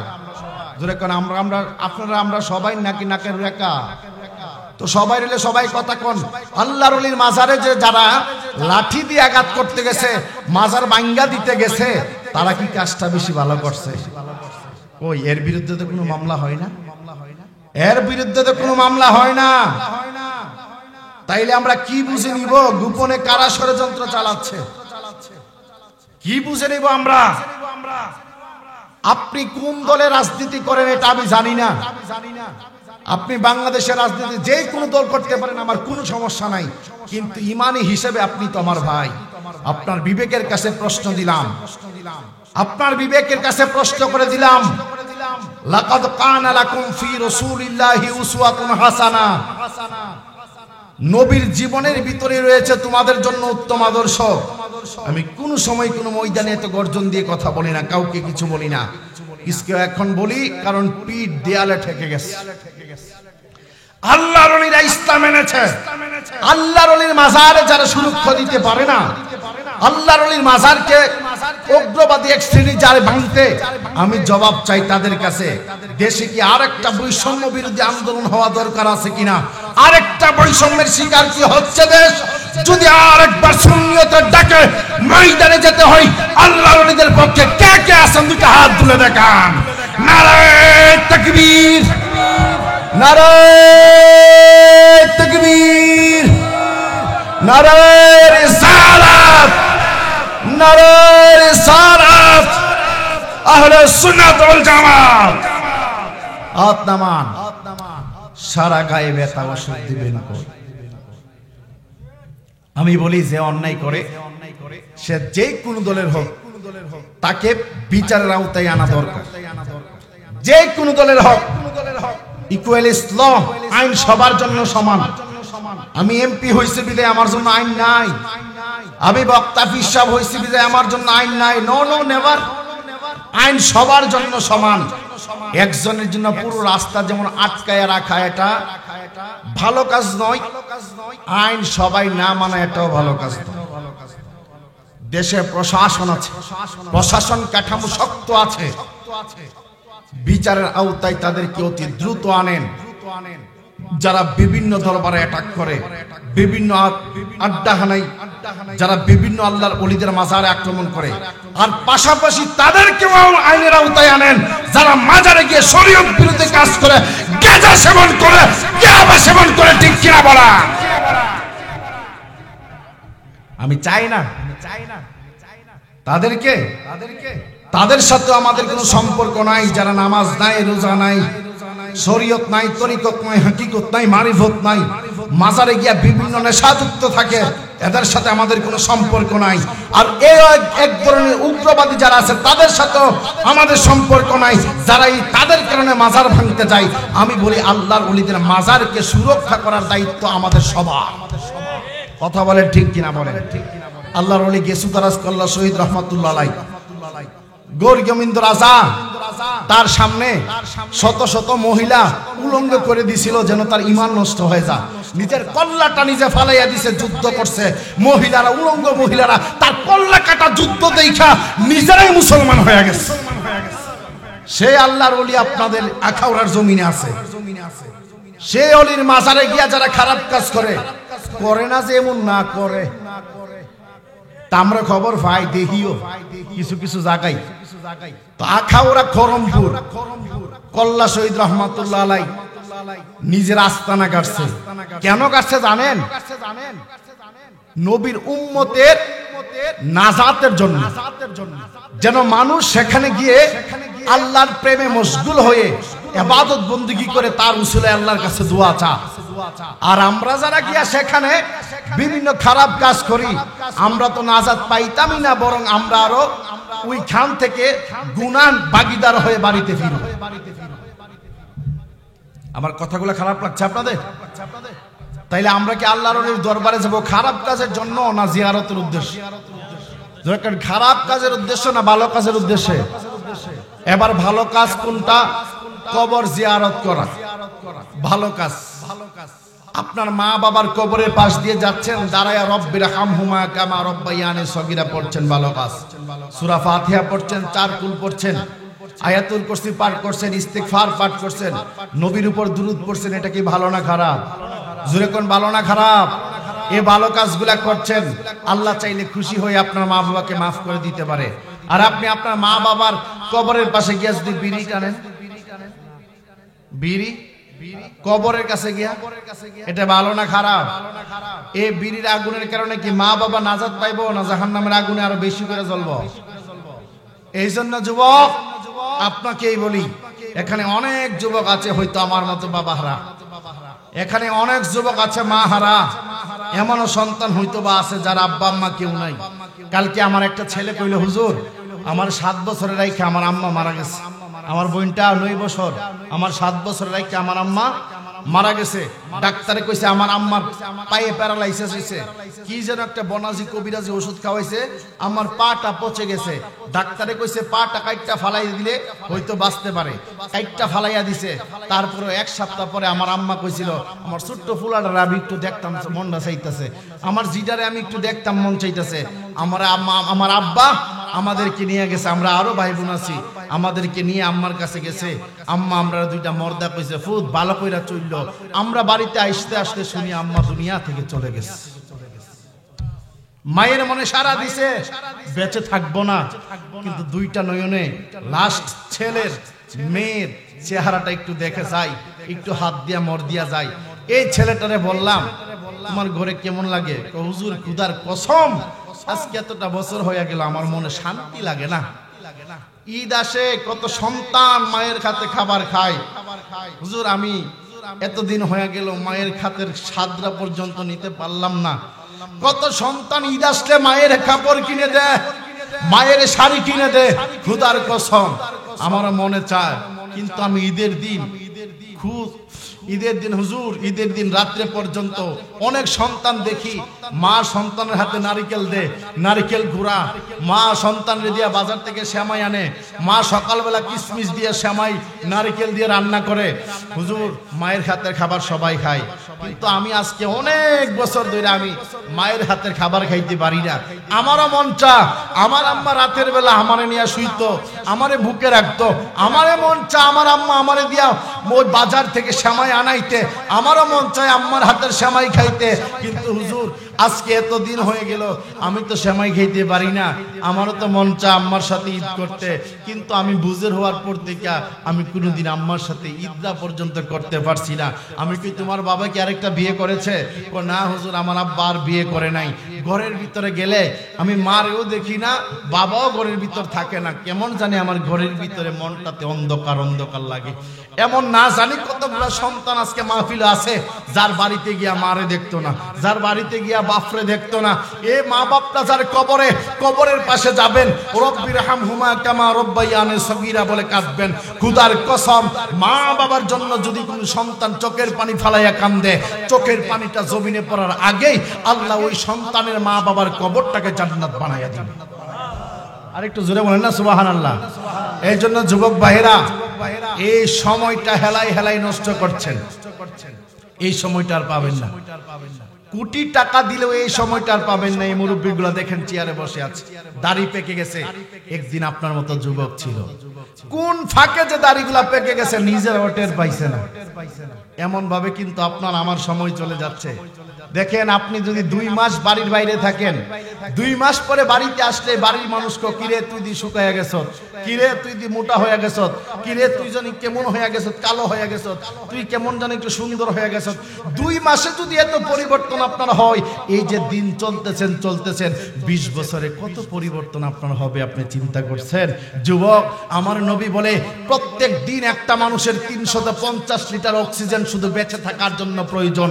এইভাবে এক সপ্তাহে আমার আল্লাহ 25 লক্ষ টাকার অক্সিজেন তোমাকে দিচ্ছে, উইদাউট মানি, একদম ফ্রিতে দিচ্ছে বেঁচে থাকার জন্য। তার বিনিময়ে রব আমাদের কাছে টাকা চাই না, পয়সা চাই না, কোনো কিছুই চাই না।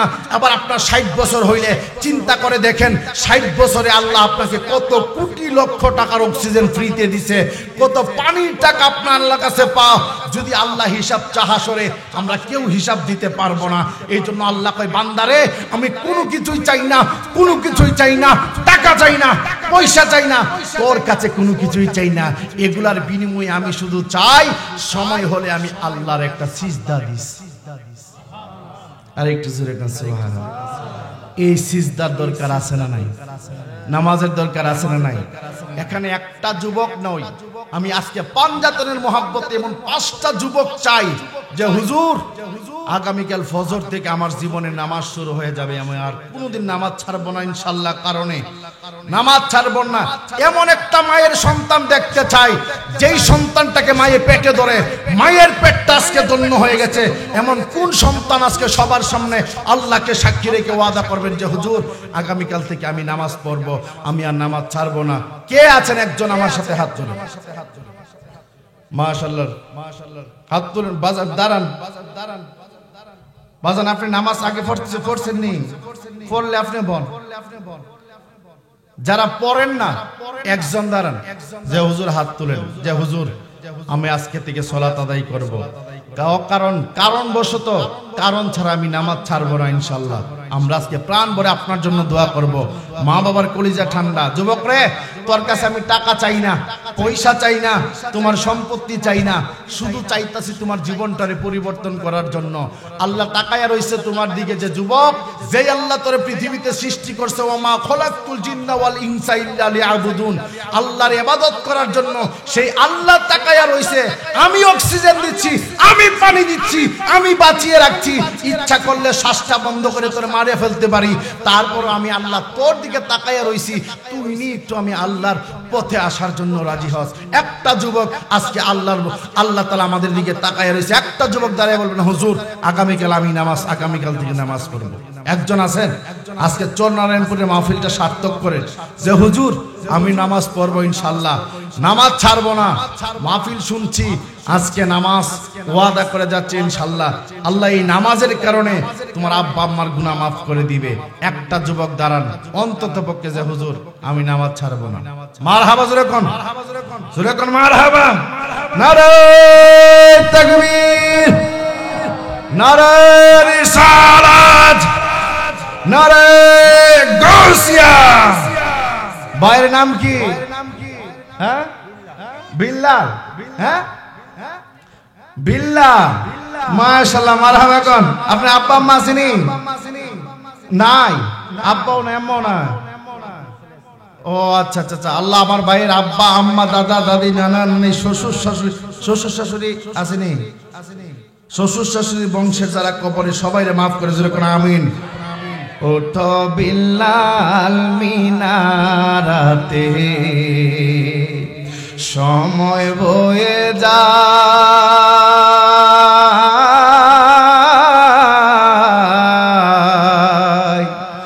আজান দাও গো মধুর সুরে, শুনবার মনে চায়।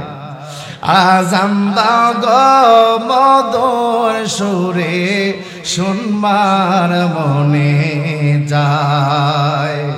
সর্বলোকের কথা মতে উঠে বিল্লাল মিনারাতে, সর্বলোকের কথা মতে ওঠে বিল্লাল মিনারাতে। মুহাম্মদ নাম বলার সাথে বিল্লাল পরে যায়।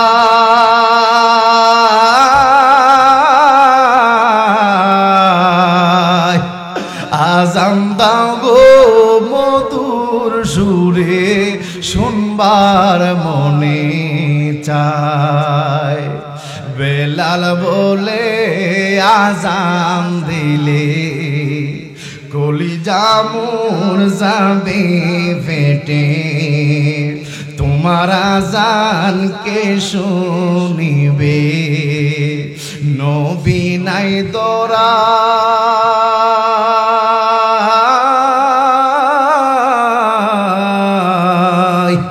আজান দাও গো মধুর সুরে, শুনবার মনে চায়। বেলাল যখন পরে গেল, প্রাণ পাখি তার উড়ে গেল। সাদের দেহ পরে রইল সোনার মদিনা।